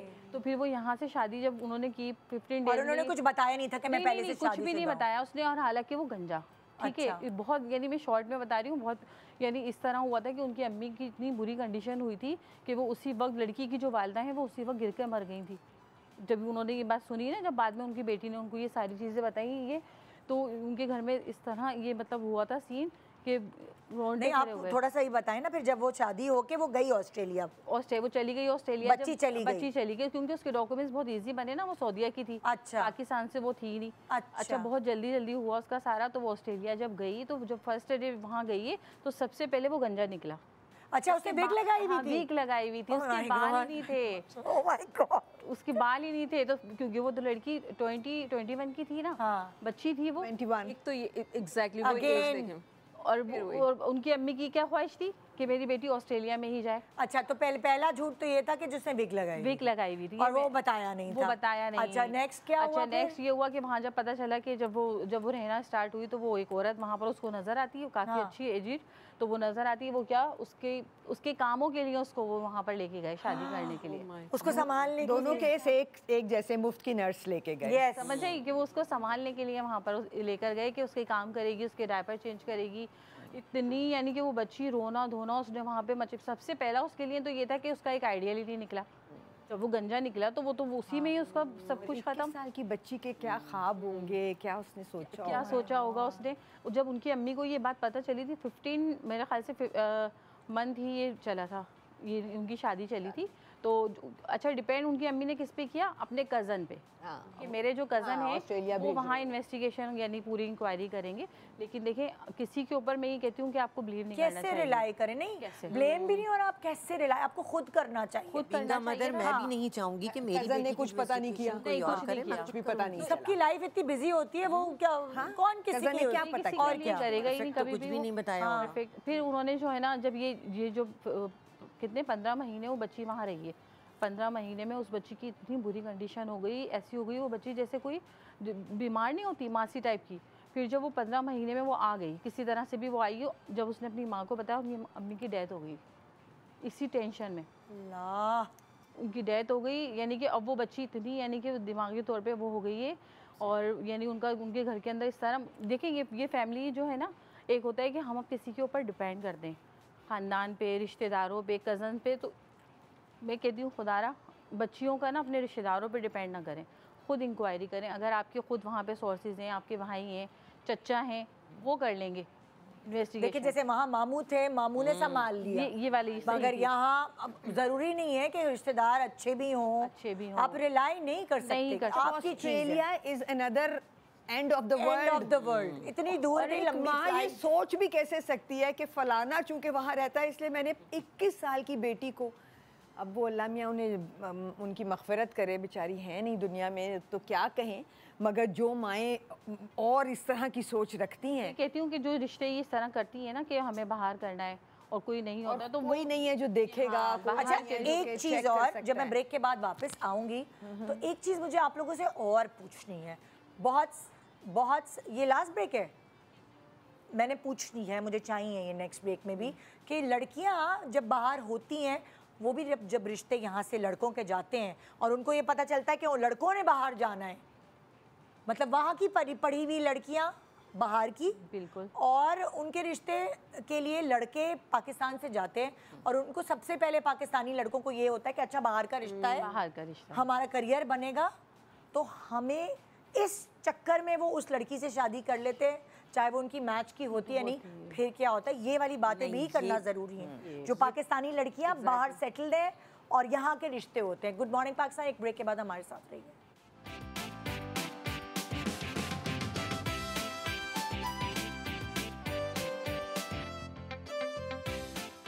Welcome back, good morning Pakistan. So हम आज डिस्कशन कर रहे हैं कि अपनी बेटियों की शादी बाहर करने को प्रायोरिटी ना बनाएं, बहुत सारी और चीज़ें हैं जो पहले आपको देखनी चाहिए और फिर डिसाइड करें कि डेस्टिनेशन क्या होनी चाहिए। सो मेरे पास एक मैच मेकर और है, इरम साहिबा, इरम यासिर, जो कि जैसे मैंने पिछले ब्रेक में ये एक अपनी बात बोली थी कि अक्सर बच्चियां, पाकिस्तानी बच्चियां जिनके पेरेंट्स उधर सेटल्ड हुए होते हैं, वो वहाँ पैदा होती हैं, वहाँ पली बड़ी होती हैं और फिर पेरेंट्स को एकदम जोश चढ़ता है कि पाकिस्तानी लड़का इधर से लेकर आए। मिलते भी नहीं हैं उधर इतने रिश्ते बाहर जितने यहाँ वैरायटी होती है। तो फिर अगर ये लड़के जिनको सिर्फ ये लालच होती है कि बाहर हमारी लाइफ सेट हो जाएगी, उनसे शादी की जाती है तो क्या होता है, मुझे आपने इरम ये बताना है। अच्छा निदा, मैं आपको बताऊं कि रिसेंटली मेरे अपने साथ ये केस हुआ। मेरे मतलब लड़की थी, उनकी अम्मी ने कहा कि हम पाकिस्तान से ही देखेंगे। अच्छा, तो हमने कहा ठीक है। और वो बाहर सेटल थी? वो बच्ची बॉन्ड रेस थी। अच्छा, ठीक है। उन्होंने कहा पाकिस्तान से देखेंगे, हमने कहा ठीक है। मेरी एक दूसरी फ्रेंड थी, उन्होंने कहा कि मेरे पास एक बच्चा है जो अमेरिका में इंटरेस्टेड है क्योंकि उसकी बहन ऑलरेडी वहाँ पर है। अच्छा, और उसका वीज़ा भी लगा हुआ है। क्योंकि थोड़ा सा प्रॉब्लम ये आता है कि अगर वीज़ा लगाओ तो थोड़ा सा प्रोसीजर ईजी हो जाता है। लेकिन ब्रॉटअप उस बच्चे का यहीं का था। अच्छा। और बच्ची का उधर ही का था। अच्छा, खैर वो गए, वो लोग निकाह हुआ और बाकायदा लड़का, उनकी अम्मी गई, वहाँ पे निकाह हुआ। लेकिन उसके बाद ये हुआ कि जब ये लोग होटल में गए तो निकाह लड़की ने ना उस लड़के से कहा कि मुझे बहुत सारी चीज़ें मॉर्निंग में, अव्वल तो उसने कहा कि अभी हमारी अंडरस्टैंडिंग जब तक नहीं होगी जब तक डिस्टेंस रहेगा। तो उसने कहा ठीक है कोई मसला नहीं। अच्छा, जब सुबह हुई तो उस लड़की ने उससे कहा कि तुम जो है वो अपने पेरेंट्स, अपनी मदर के पास जाओ, उसके फादर नहीं थे, और बहन और बहनोई उसके दूसरी स्टेट से शादी कर दे आए थे, और मैं जो हूँ मैं अपने घर जा रही हूँ। वो बच्ची गई, साथ गई और उसके पेरेंट्स आए तो चली गई। उसके बाद वो लड़की जो है वो ऊपर अपने रूम में चली गई। अच्छा, लड़का वो नीचे बैठा रहा। खैर उसने उनको भी कॉल की थी, वो आए, बहन हुई। बहरहाल वो उनके घर गए तो उनकी अम्मी ने कहा कि ऊपर गई उसके पास, उससे पूछा भाई क्या वो है, क्या लगी कि नहीं, इट्स नॉट माई टाइप। अच्छा, शादी के बाद लाइक हाँ। और आप यकीन करें वो पाकिस्तान से गए थे, उन्होंने अपना इतना खर्चा, इतना सारा कुछ, मिडिल क्लास फैमिली थी, लेकिन सिर्फ इसलिए कि उन्होंने कहा मेरी बेटी भी वहाँ है तो बेटे की मैं वहीं पर ही करूँ। हाँ, तो वो जेन्युइन एक वो थे अच्छा, लोग। एक बात मैं आपको और मज़े की बताऊँ कि हालांकि हर चीज़ उस लड़की की मर्ज़ी से हुई थी, कॉल्स पे बात हो गई थी, लड़का चार्टर्ड अकाउंटेंट था, लेकिन उस लड़की ने सिर्फ मतलब पता नहीं उसके जहन में क्या था, क्योंकि वहाँ की जो ब्रॉडअप बच्ची होती है ना वो बहुत चेंज होती है। मैं आपको बताऊँ, हम लोग बहुत सारे केस डील करते हैं और अब तो खैर लोग इतने अवेयरनेस हो गई है कि पाकिस्तानी लड़कों को उनके पेरेंट्स खुद भी प्रेफर नहीं करते, क्योंकि वो कहते हैं कि हमारी बच्चियों का ब्रॉटअप इधर का है, तो जो बॉन्ड रेस बच्चे हों हम उन्हीं को प्रेफर करेंगे, क्योंकि इतने वाक़यात हुए ना तो अब कोई भी नहीं चाहता कि कुछ चीज़ें जो है ना वो मैस की तरफ जाए। तो वो बस फिर वो लड़की से पेरेंट्स से बहुत, हालांकि वो बहुत शरीफ थे पेरेंट्स, बहुत उससे वो किया कि तुम देखो। उसने कहा नहीं, उसने कहा कि ये जो है वो एक ही दिन में उसको ये पता लग गया कि वो साइको पेशेंट है। हालांकि वो लड़का नहीं था, वो सीए था। मैंने उनसे ये कहा उनकी लड़की की मदर से कि आप मुझे ये बताइए कि यहाँ पर आपके रिलेटिव्स मिले, प्रॉपर हमारे रिश्ते माशाल्लाह होते हैं। लड़की की फूफी यहाँ पर मिली, गई, आई, उनके दामाद ने उस बच्चे से बातचीत की, सब कुछ किया। लेकिन उस लड़की ने पता नहीं क्यों पेरेंट्स के प्रेशर में आके ना इस शादी को वो किया, और उसके बाद तो लाइक लड़कों की भी इसी तरह लाइफ हो जाती है बहुत। और आपको पता है वो लड़का बहुत ज़्यादा साइकोलॉजिकल, मतलब 1 साल वो ट्रॉमा में रहा। उसकी मदर मुझसे बात करती थी। अच्छा, अब आपके पास कोई ऐसा वो है कि जो लाइक यहाँ से लालच में खाली वो गए हों कि ग्रीन कार्ड या पासपोर्ट? हाँ, ऐसा भी होता है, लेकिन अब तो पाकिस्तान से कोई भी प्रपोजल कंसीडर नहीं करते अब्रॉड के जितने भी कैंडिडेट्स होते हैं। बट लास्ट टाइम 2-3 साल पहले का एक केस था, मेरी पार्टनर के साथ हुआ था कि बहुत एजड सी खातून थी, डिवोर्सी थी, और उनको वो यहाँ से चाहिए था और वो भी निकाह ब्रेक चाहिए था, डिवोर्सी विदाउट किड्स। तो हो गया, पेपर वर्क हो गया, निकाह वगैरह सब हो गया, रुखसती हो गई। उस लड़के ने लालच में की थी, उसकी इंटेंशन हमें नहीं पता थी, क्योंकि अंदर क्या है वो तो हमें नहीं पता। जब रुखसती हो जाती है, वो इस लालच में गया था। उसकी 5 बहनें थीं और वो 5 अनमैरिड थी। अच्छा, उसने कहा जाऊँगा, थोड़ा फ्यूचर सिक्योर करूँगा, फिर बहनों की शादी ये वो। तो वो गए, और उसके बाद वो लड़की एजेड थी लेकिन अच्छी जगह जॉब वगैरह करती थी। ये लड़का जहाँ पर जॉब करता था वहाँ पर इसको कोई लड़की पसंद आ गई। तो उसने वक्त के साथ साथ जो है उसको, जब ग्रीन कार्ड वगैरह सब हो गया, अमेरिका का था प्रपोजल, तो उसको वहाँ पर छोड़कर और फिर लड़की से वहाँ शादी कर ली। लाइक मिसमैच, जो भी कि तभी कहते हैं ना आपने बराबर वालों में शादी करें। तो अब वहाँ के क्लाइंट जो है ना, हमारे अब्रॉड के जितने भी क्लाइंट हैं, वो पाकिस्तान से मांगते ही नहीं हैं, कहते हैं लोग वहीं पर सेटल्ड हों, वैसे ही रिश्ता हमें बताएं। तो खैर वो गए, और गलत काम का गलत ही अंजाम होता है। वो गई तो फिर उस लड़की ने भी वैसे ही इसको चीट किया कि जब तुम उसके साथ ऐसा करके आए हो तो तुम मेरे साथ भी कर सकते हो। फिर अब वो पाकिस्तान में ही हैं, और वही उनकी बहनें हैं, और वही लालच की तरफ गए थे। खैर वो तो उनके लॉज बहुत स्ट्रॉन्ग है निदा बाहर के। वो फ़ौरन उनकी जो उन्होंने अपनी लेडीज़ के लिए, वुमेंस के लिए इतने स्ट्रॉन्ग लॉज बनाए हैं कि वो फ़ौरन डिपोर्ट करवा देती हैं। अगर कोई ऐसा चीज़ें होती है ना, तो उनको ये राइट है कि वो उस बंदे को जो है वो डिपोर्ट करवा। यस। और वहाँ पे तो ये भी होता है, डिवोर्स होती तो आधी प्रॉपर्टी बिल्कुल मिल जाती है, चाहे वो लड़की हो लड़का हो, आधी की आधी प्रॉपर्टी गई कुछ आधा। हाँ, यहाँ तो ऐसा नहीं होता। सो बहरहाल आज का बेसिकली शो यही था, आपको समझाने के लिए कि बहुत बच्चियों की लाइफ प्रेशस होती है, और गलत फैसले करने से या डेस्परेट होने से जो है वो उनकी लाइफ ख़राब हो सकती है। तो इस बात को खुदारा अवार्ड बनाना ख़त्म कर दें कि हमारी बच्ची की शादी हो गई, हमारी ज़िम्मेदारी, अब हम सुबुकदोश हो चुके हैं अपनी ज़िम्मेदारियों से। ये कोई ट्रॉफ़ी नहीं है, शादी कोई ट्रॉफ़ी नहीं है। शादी लाइफ को अच्छा करने के लिए हमारे मज़हब में ये कहा गया है कई दफ़ा कि शादी इज़ सुकून। तो जब दूसरा पुरसुकून ही नहीं लाइफ गुजार रहा, तो फिर ये इसको एक ट्रॉफ़ी का नाम ना दिया जाए। बेसिकली आज हमारा ये मकसद था कि आप लोगों का थोड़ा तो सही माइंडसेट चेंज कर सकें। थोड़ी सी आपसे सॉरी मैंने इंटरप्ट किया, क्योंकि आपका टॉपिक ऐसा है। हाँ। और मैंने कहा कि थोड़ी सी बात की, जो एक चीज़ पेरेंट्स को है ना कि शादी शादी शादी बच्चियों की, वो सबसे गलत है।